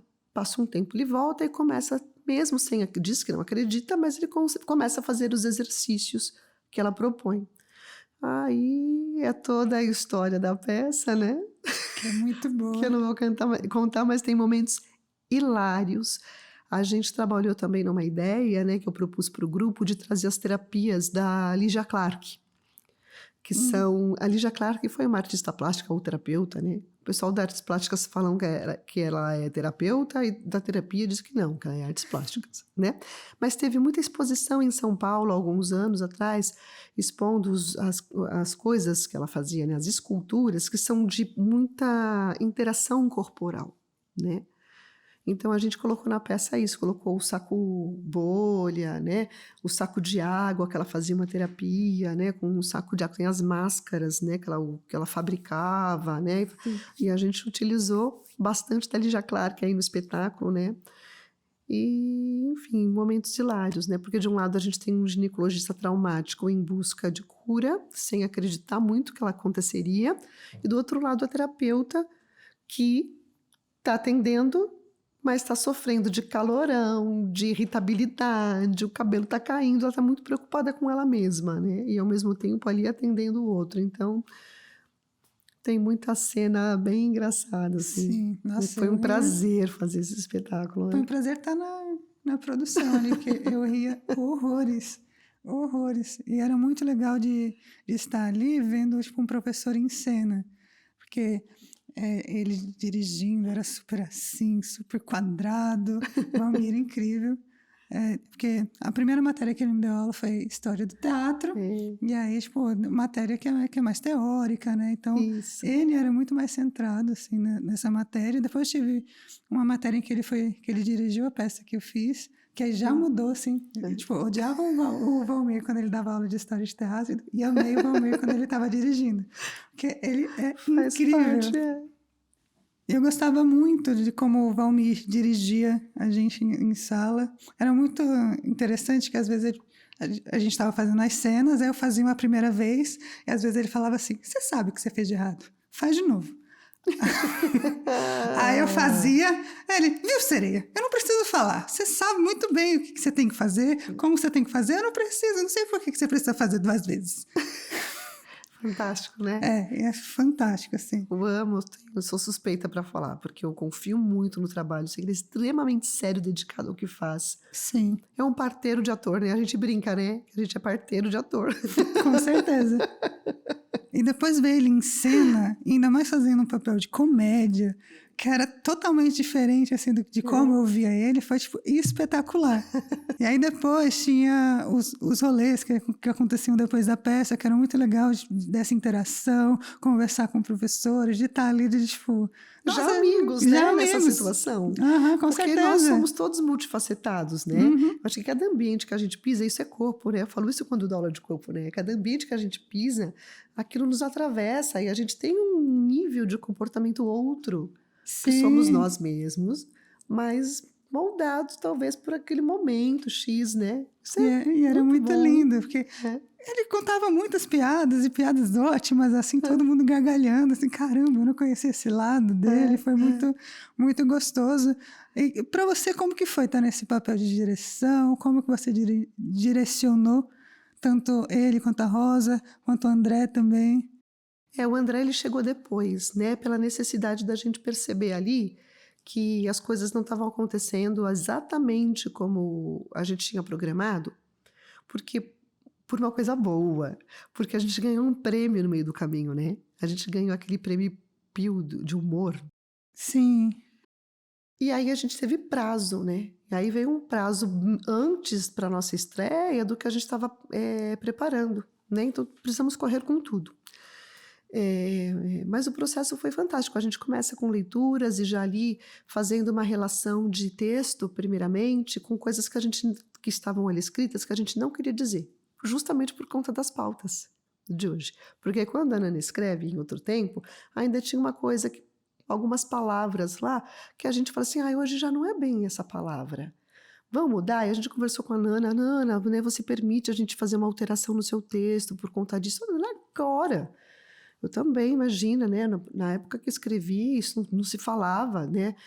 Então, vamos agora, claro, fazer essa adaptação. Então, não adaptamos coisas do texto, mas palavras, que hoje elas não são mais tão simpáticas ou podem ofender alguém. Então, a gente fez primeiro essa seleção e depois aí improviso, né? Improviso, exercício de coisas mais corporais também, para que tenha aí um acesso de um repertório que podia encontrar melhor a personagem ali, né? Já pensando em características. Aí veio, né, esse meu pensamento de colocar as terapias da Lygia Clark, né? Não deixar uma coisa mais tão só no divã, mas fazer uma coisa mais ativa, né? Como a doutora Elaine tivesse ali várias metodologias ativas mesmo, né? Porque acho que isso tornou muito, muito engraçado o espetáculo, né? Porque tem coisas que você olha e fala, olha, olha o que está acontecendo aqui, né? Entre essas paredes, né? E logo depois chega a necessidade do André, né? Que primeiramente veio como um contra-regra, porque a gente precisava de uma agilidade para mudar de um tempo para o outro.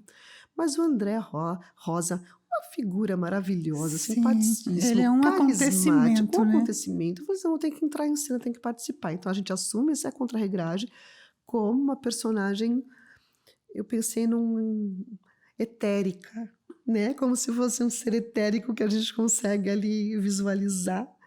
E tinha toda a interação, né, com o público, né? A gente assumiu mesmo isso. E foi um prazer, né? Teve, claro, os seus momentos de tensão, né, de perrengue, como toda a produção, né, porque aí, né, algum profissional que não entregou na data, né, e não exatamente o combinado, então a gente teve que lidar ali, acho que toda a produção acontece isso, né, com alguma questão ou outra em cima da hora, mas conseguimos lá fazer as 3 temporadas que a gente precisava fazer. Que foi muito incrível. E como que vocês chegaram à construção da cenografia? Porque era muito legal que tinha... Não sei qual é o nome daquilo. Tinha uns módulos Módulos, que se moviam, se formavam coisas diferentes no palco, que era muito interessante. Tinha um puff, né? Que tinham coisas dentro. E como é que vocês construíram, chegaram nessa cenografia?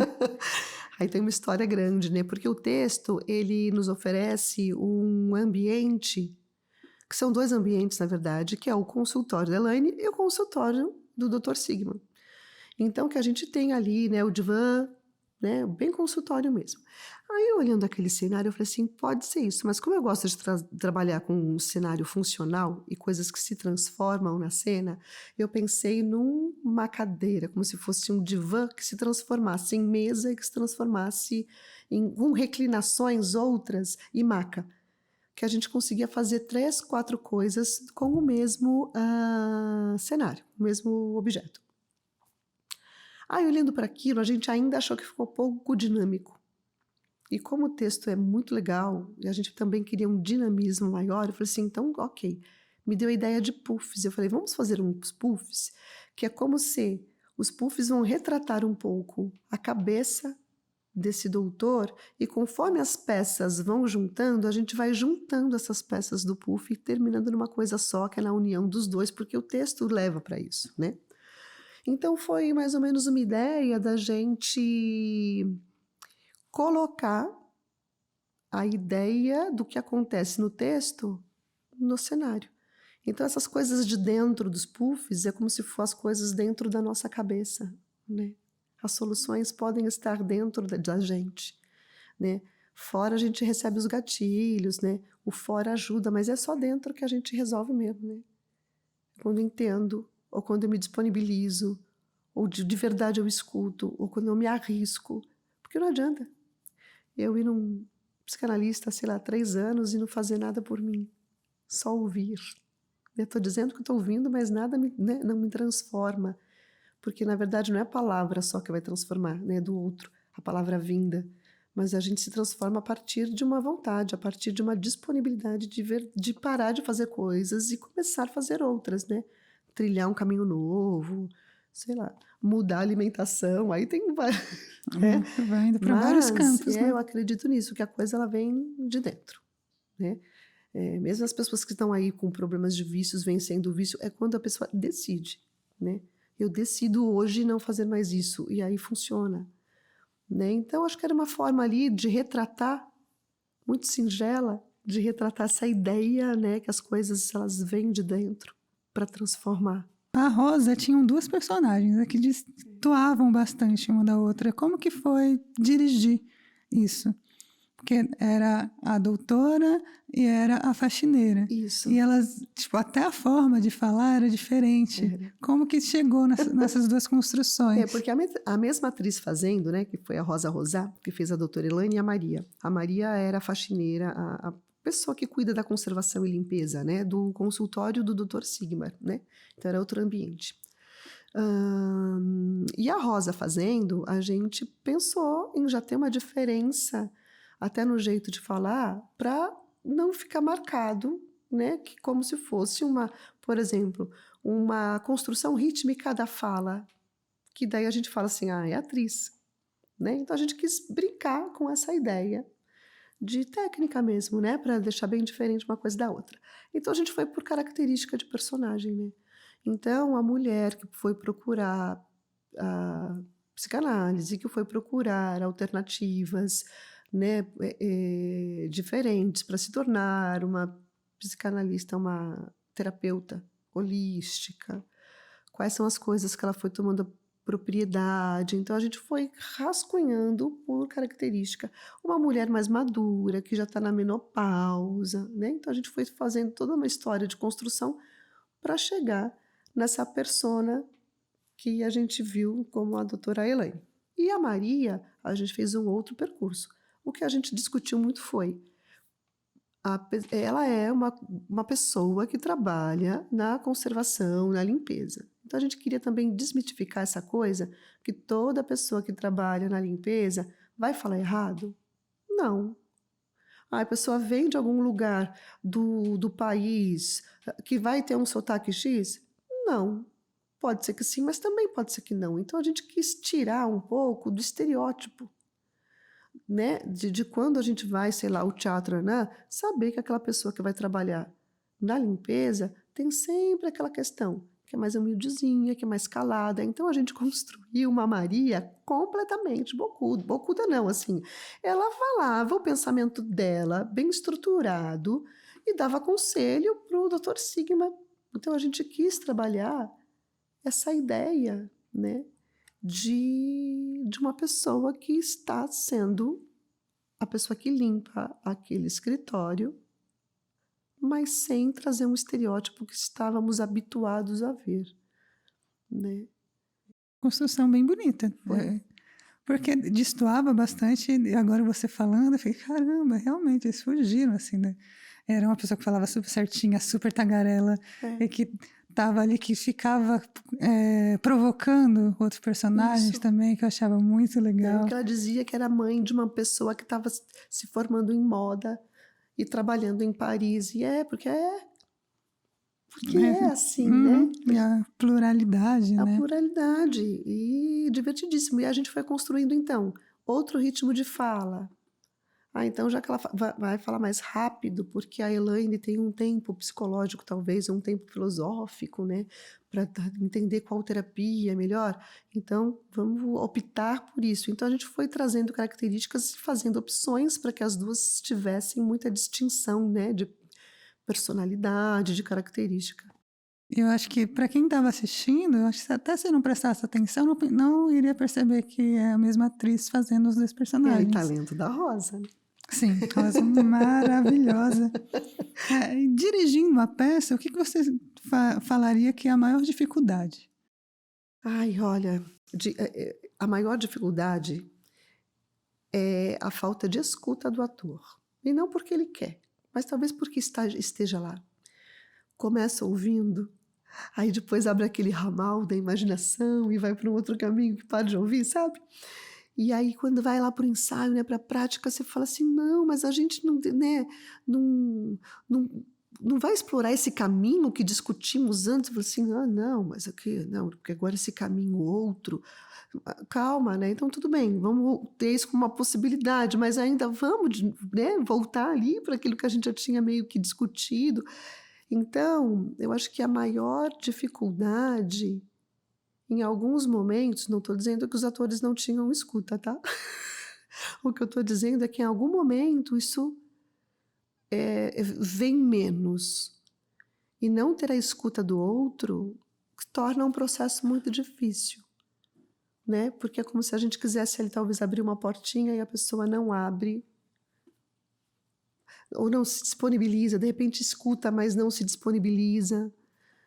Isso é o mais difícil, né? Não estou falando desse projeto em especial, eu acho que quando a gente dirige, né? Todo momento, todas as peças que eu dirigi, eu acho que a maior dificuldade foi essa, de lidar com a não escuta ou a não disponibilidade. Eu acho que é muito, você falou, né, que às vezes fecha a porta, você quer que uma porta abra e só abre uma janelinha. Ou abre só, tipo, a pessoa só olha pela porta, nem abriu a Isso, dá uma porta, né? espiadinha. Só deu a espiadinha. Aí dá medo e volta, né? Eu acho que principalmente nesse campo do ator-criador, aí fica muito, acho que às vezes o ator fala, não, eu vou criar do meu jeito, e sai um pouco do que a pessoa que está de fora vendo direcionou, né? E fica difícil de encontrar, acho que às vezes um caminho que os dois andam de mão dadas, assim.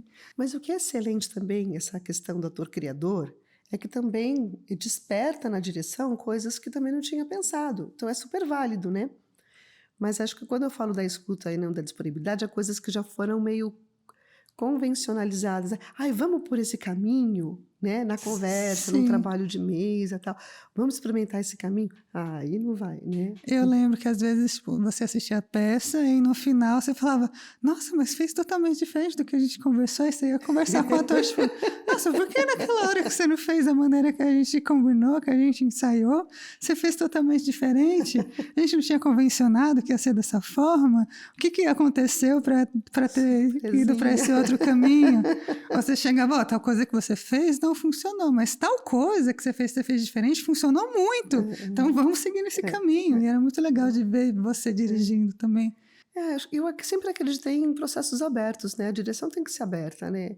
Porque senão chega uma hora que gasta aquilo também, os estímulos também vão ficando mornos, né?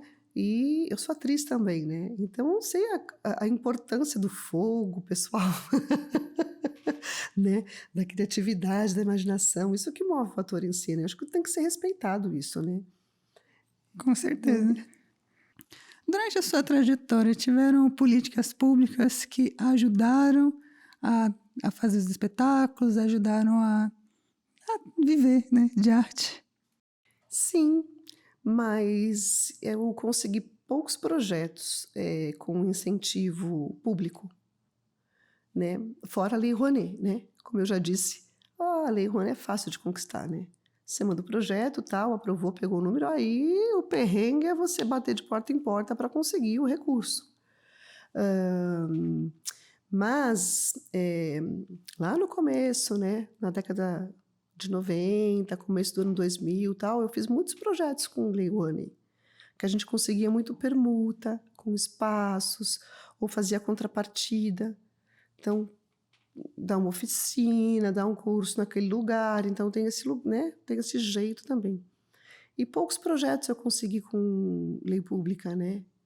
PROAC, o distrital, então acho que isso menos. E eu consegui mais assim na raça mesmo e de batalhar investidor, né? Também nunca fiz grandes espetáculos, sempre trabalhei mais na linha underground. Inclusive, teve um espetáculo Flores Urbanas, a gente ficou 2 anos em cartaz com esse espetáculo, que falava sobre a história de 5 mulheres na metrópolis, né? Um espetáculo muito potente, muito interessante. E a gente não conseguiu lei, e a gente meio que fez do bolso, né? E esse espetáculo surgiu, olha que interessante, eu já dava aula de corpo, eu estava com linhas de trabalho corporal que eu queria experimentar antes de dar aula, eu juntei uma galera, falei que eram amigos, atores, falei, vocês estão afim de fazer aula de corpo? Porque eu estou querendo explorar e estudar umas linhas aqui de trabalho, só não quero testar isso profissionalmente ainda, eu preciso aqui de colegas para me ajudar. Vamos, e o pessoal super se interessou e falou assim, vamos nessa. E aí a gente começou a fazer uma investigação corporal e uma dos atores também era dramaturgo, Paulinho Barroso, que infelizmente não está mais entre nós. E, de repente, o Paulinho chega com esse texto falando, olha, eu escrevi esse texto e tem tudo a ver com isso que a gente está fazendo aqui, vamos ler? Daí a gente leu. E aí nasceu, falei assim, então agora a gente vai fazer. Então já tinha ali uma preparação corporal que eu estava fazendo com um grupo e chegou o texto. E nós ficamos 2 anos em cartaz com essa peça. A gente amava. E botamos dinheiro do bolso. E pouco dinheiro veio de fora, né? Também por conta disso, né? Então um curso que deu ali, tarará. E eu lembro de uma temporada que a gente fez no Teatro Augusta, que nem existe mais, né? A gente ficou na sala underground ali, que em 3 meses eu ganhei R$2 de bilheteria. Por quê? Porque ali era um teatro privado, a gente pagava tudo, iluminação, aluguel do teatro era caríssimo e a gente não tinha recurso nenhum. Então, tudo que entrava de bilheteria, pagava-se tudo que a gente tinha que pagar, o aluguel das coisas, os técnicos, né? Os atores eram os últimos na fila do pão. Mas a gente estava afim de fazer aquele espetáculo, né? E cada um também trabalhava, né? Eu fazia nas produtoras, tal, fazia o seu corre por outro lado, né? Então a gente pôde fazer isso. E a gente pode pensar que muitos artistas que estão aí no mundo estão nesse corre, né?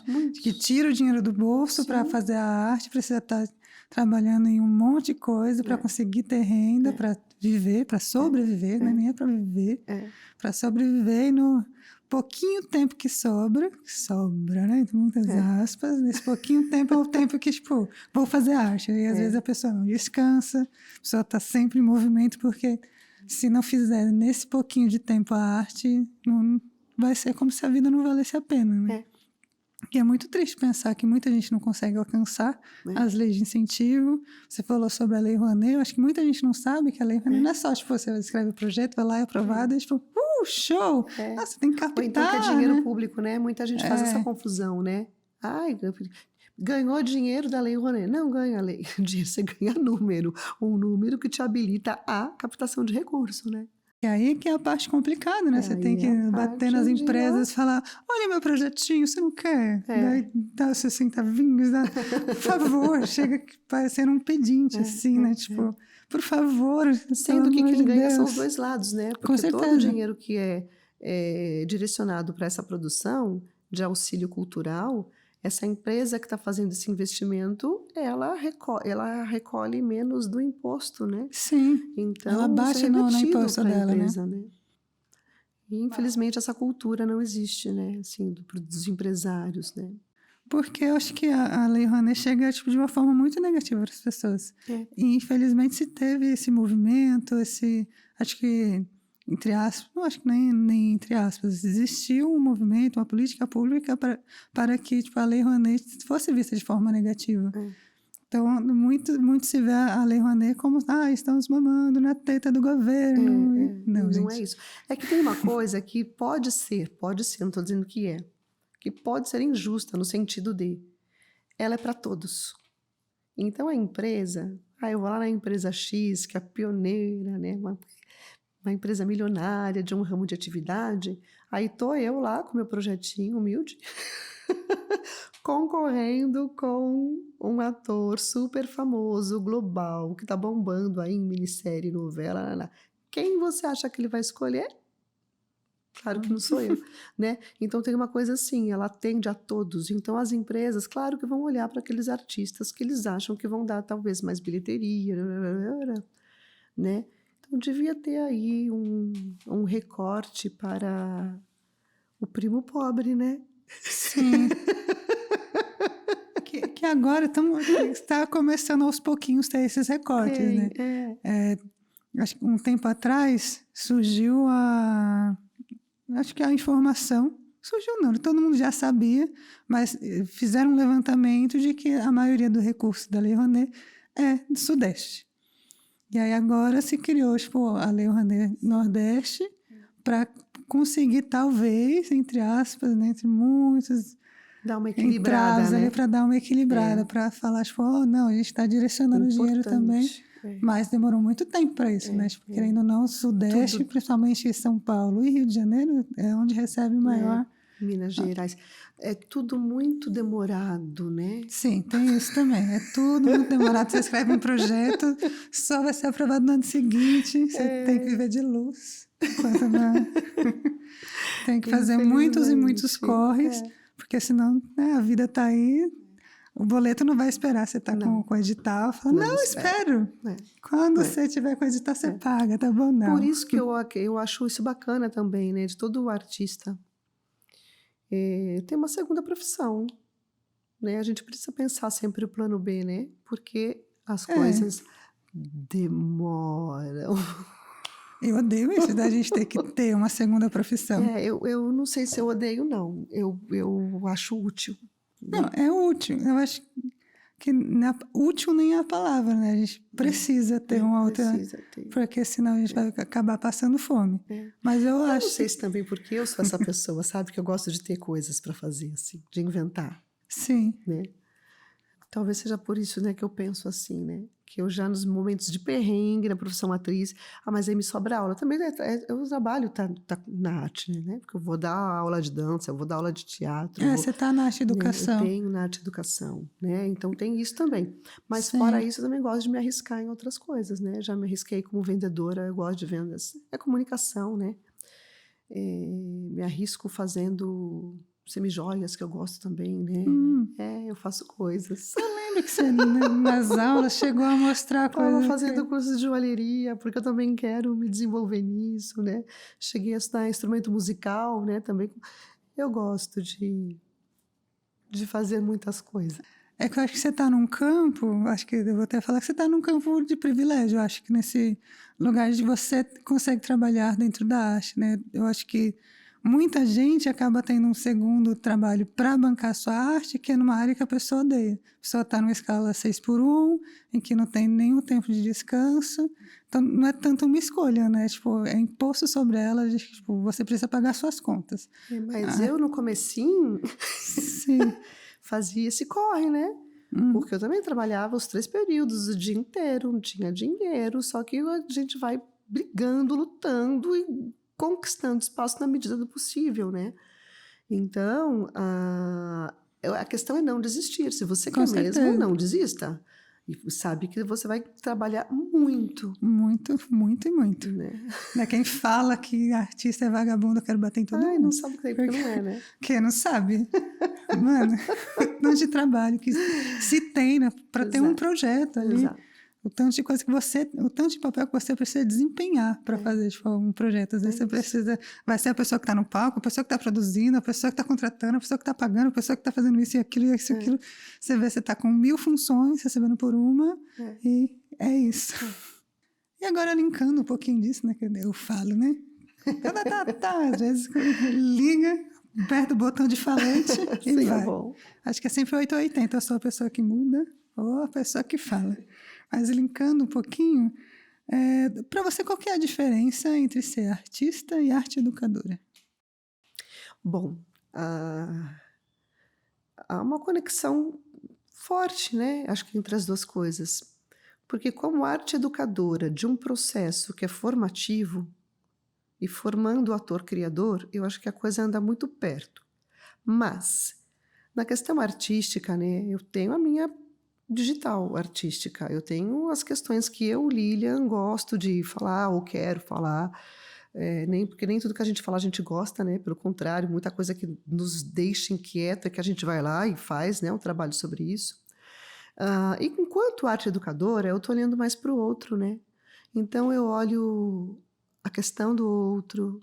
Então essa digital artística eu vou deixando aqui adormecida, porque ali no momento que eu estou sendo arte educadora, eu tenho que ser mais abrangente. Tem que ser um guarda-chuva maior, um leque maior, horizontal, né? Não que a verticalização não seja importante, mas tem que ser mais abrangente. E olhando o outro, olhando o projeto do outro, olhando a singularidade do outro, despertando, desenvolvendo o outro. Então, acho que a diferença, foi a diferença que você perguntou, né? A diferença é essa. Então, quando eu estou ali artista, eu estou em mim, estou nos meus projetos, nas minhas inquietações, nas minhas dores, nos meus amores. Mas quando eu estou lá na arte educação, eu estou sendo para o outro. Acho que é isso. E provavelmente, né, estar como arte educadora alimenta muito a sua artista. Ai, com certeza, aquilo que eu falei, né? Quantos me atravessam? Porque eu gosto, eu quero. Nossa, eu sou muito privilegiada, porque o que eu já vi de corpos e movimentos, né? Dos mais sutis, os mais densos. E as pessoas me deram isso, né? E a gente está se encaminhando para o fim, são as últimas 3 perguntas. Tem alguma coisa na sua história que ninguém costuma te perguntar, mas que você acha que é importante de falar? Não sei. Que nunca ninguém me pergunta. Não sei dizer. Alguma coisa na sua trajetória ou alguma coisa que você não falou hoje que você acha que é importante na sua trajetória? Olha, eu acho que isso tem uma importância porque isso fez com que eu conhecesse melhor o meu corpo e me resolvesse em cima dessas questões, que é com relação à minha saúde pessoal. Porque a gente está falando, né? O artista tem que trabalhar muito, é perrengue, e faz assim, e é chuva, é sol, e tá lá, e carrega cenário, descarrega cenário. Eu fiz muita coisa de projeto escola, né? Que era diariamente ali, né? Carrega cenário, monta cenário, faz peça, desmonta cenário, carrega de volta para a produtora. E eu tive, por muito tempo, alguns problemas de saúde. E ao invés de me abater, como eu ouvi, até de alguns médicos, você não pode continuar fazendo isso, você não pode, né? Eu busquei me conhecer os meus limites para tentar pular, né, de trampolim e saltar sobre isso.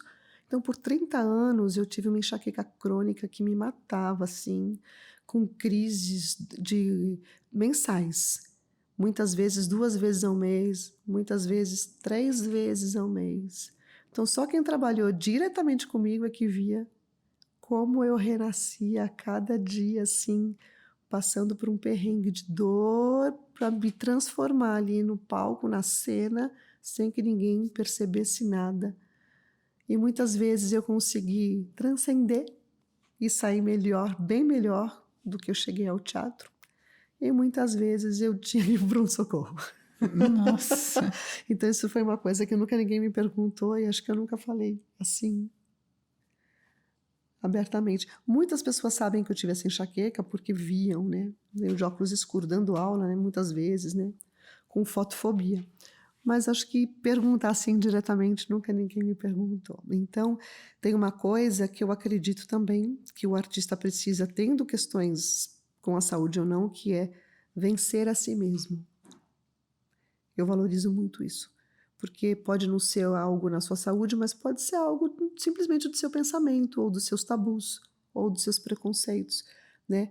Sempre a pessoa não tem preconceito, né? Quando a gente pergunta, não tem preconceito nenhum. Mas lá no fundo, a gente está numa sociedade que construiu isso na gente. Então, vencer a si mesmo, acho que é uma questão mais difícil que existe para um artista. Sair do ego, sabe? E se colocar como um ser que está aprendendo, né? Acho que é isso. Isso me lembrou, tinha nas suas aulas, você contava a história, não lembro se era do Laban, se era de algum outro artista que você usava como referência, que era uma pessoa que teve vários problemas com o corpo e que, a partir da movimentação, conseguiu, tipo, superar. Eu falo de alguns casos, mas o que mais me vem assim, que eu acredito que eu tenha falado, é da Gerda Alexander. Acho que foi. A Gerda Alexander, ela era cardíaca, né? Ela eu vou chamar de mãe, a mãe da eutonia, né? Uma vertente de técnica e métodos de educação somática. E eu trabalho, né, com a eutonia e aplico a eutonia. Não sou eutonista, né? Eu aplico aí no campo da dança como um método para investigação de movimento, né? De consciência corporal também. E a Gerda teve muitos problemas de saúde ligados ao coração. Ela era musicista, foi ser regente e o médico disse: olha, seu coração vai explodir. Eu estou falando nas minhas palavras assim rapidamente, né? Você tem que parar de tocar piano, tem que parar de regência, porque senão você vai ter um infarto. Então ela foi estudar anatomia, foi estudar ali toda a musculatura, e conseguiu viver muitos anos da sua vida aplicando o que ela depois nomeou como eutonia, né? Que é deixando a musculatura que envolve o coração mais relaxada durante a execução, né, do piano ou lá das batutas em sua mão. E outros tiveram isso. O Matthias Alexander, né, da técnica Alexander, foi um ator que perdia a voz e começou a estudar a recuperação da sua voz a partir do alongamento da cervical, né, de todo o torso, do corpo. Então, várias pessoas que tiveram problemas de saúde depois contribuíram com técnicas corporais que hoje a gente, enfim, usa, realiza, né, mesmo sem ter essas questões. Acho que linkando muito com isso, como você diria que é a sua rotina de manutenção corporal? Tá. Então, eu fazia, todo treino que eu aplico eu fazia diariamente. Até os meus 40 e poucos anos, né, quando começou o climatério, porque, como eu já disse, eu tive muitos problemas ligados ao climatério, né. Mas daí eu tinha o yoga, então aí eu fico mais com essa parte do yoga, passando também a questão da meditação, né, bastante. Então, eu sou uma pessoa que medito, sou uma pessoa que faz ali os meus asanas numa calmaria hoje, e faço algum processo de dança, mais ou menos, hoje em dia, né. Preciso retomar com mais afinco, né, que tive umas lesõezinhas aí no corpo, que eu tô cuidando dessas lesões, então tô dando agora esse tempinho, mas assim que a fisioterapia me liberar, começarei novamente. Volta de novo a mexer o corpito. A gente está chegando agora nas últimas duas perguntas, que eu achei essa muito interessante. Por que dançar em 2026? Por que dançar em 2026? Porque dançar sempre. 2026, 2027, 28, 2350, sempre dançar, né? A dança nos salva, eu acho. A dança nos faz reviver, a dança nos tira de ostracismo, a dança nos tira de depressão, a dança nos tira da inércia, da opressão. Então, dançar sempre. e dançar tudo, e dançar qualquer coisa, qualquer ritmo. E agora estamos chegando à última pergunta. Eu agradeço muito por ter aceitado o convite, foi muito gostoso.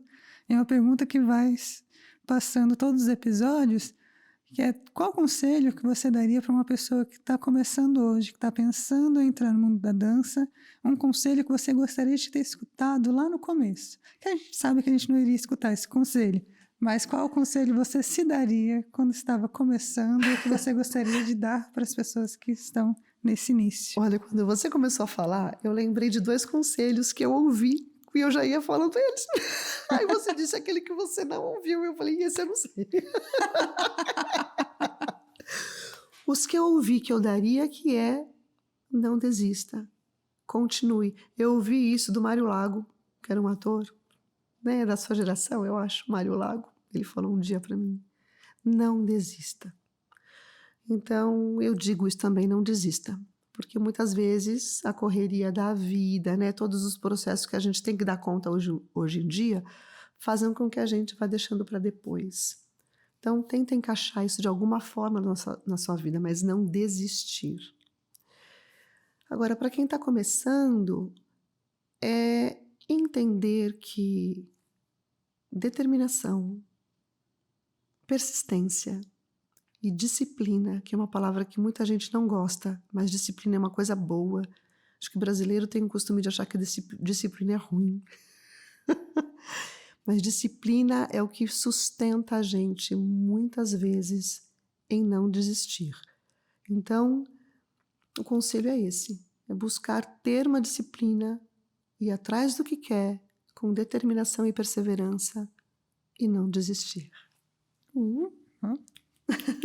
Isso relacionado a estudo prático e teórico, né? Porque não podemos separar teoria da prática, né? Eu acho que teoria e prática andam lado a lado. Uma não existe, ou não se aprofunda nenhuma sem a outra, né?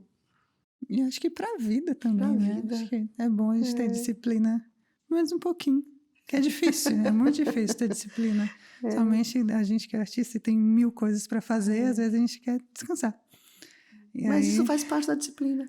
faz, mas Separar às vezes, 2 horas para você descansar. às vezes a gente só tem aquele momento que seria um momento que a gente iria produzir alguma coisa. Iria, tipo, montar uma partitura, iria, sei lá, escrever, montar uma cena. E aí, às vezes, você se sente culpada porque naquelas 2 Não, mas a horas que gente você tem... não pode esquecer que o ócio pode ser criativo. Com certeza. Porque é o momento que a gente esvazia o cálice também, né? E aí depois recomeça. Então, faz parte, eu acho. Sim, e hoje em dia eu tenho conseguido colocar um ócio na minha vida, porque eu sou uma pessoa que é 320, ligado 320, querendo fazer 1000 coisas ao mesmo tempo. E aí, porque quando eu paro, eu me sinto muito culpada. E aí eu preciso, tipo, agora eu tenho colocado, tipo, um momento no dia que às vezes eu não faço nada, só fico olhando para o céu, que é, às vezes, olhar para o céu é um momento que minha mente para, que eu paro de pensar, que eu fico, meu Deus, minha mente está silenciosa. Ótima meditação. Que é muito difícil, mas no começo eu ficava assim, me sentindo muito culpada, de tipo, Não pode. nossa, eu tô sem fazer nada, como assim? Tem que estar fazendo sempre, tem que estar em movimento. E assim, não, respira, tudo bem. As pausas fazem parte. Não fazer nada também é um movimento. Isso, Eu também mereço ficar sem fazer nada. Isso, exatamente. Mas é difícil chegar nesse momento, assim, o ócio é positivo. É aquela coisa da gente permitir ou não, né? São as permissões que a gente dá pra gente. Porque o mundo quer que a gente seja produtivo o tempo todo e não, me recuso. Preciso dos meus momentos de paz e silêncio. E a gente está chegando no fim. Fala para as pessoas que estão assistindo as suas redes, faz o seu jabá. Se você estiver fazendo algum curso, dando alguma aula, assim, já chama. Se for fazer algum curso, fala, olha, vou fazer um curso em tal lugar. Nesse momento eu estou super ocupada, né? Que bom, né? Dando aulas que são, né, numa escola grande e não sou eu que, né, que organizo isso. Também dou aula de dança-teatro para um grupo de teatro que também já está fechada, né? O curso que vai ser anual, né? Que é de dança-teatro. As minhas redes sociais são @lilian.domingosom no Instagram e no Facebook Lilian Domingos. Aí, entre parênteses, Padma-Lakshmi, que é meu batismo no yoga. Né? Então, tem bastante Lilian Domingos, viu? Aí eu criei o batizado lá no yoga para, né, ter esse destaque e fica mais fácil de achar. Agradeço muito o seu convite. Muito obrigada. Eu adoro falar disso, né? Esse assunto é o amor da minha vida. É gostoso falar, né? Eu ficaria aqui horas. Agradeço toda a equipe que está aqui ao lado, que me recebeu tão bem, carinhosamente. Muito obrigada.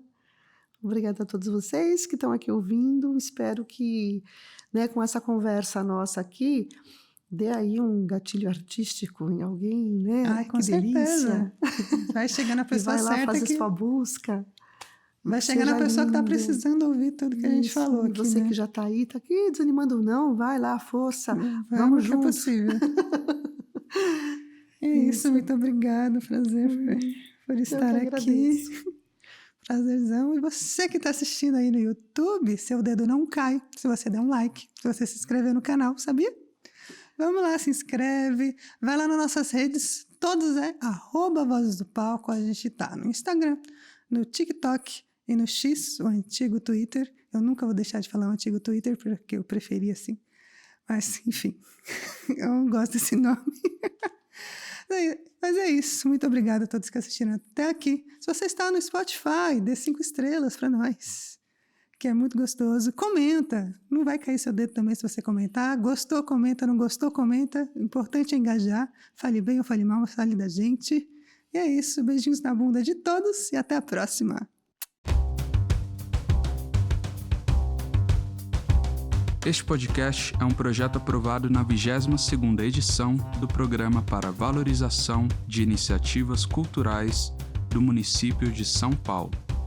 O programa VAI, com apoio da Associação Prática Tatum.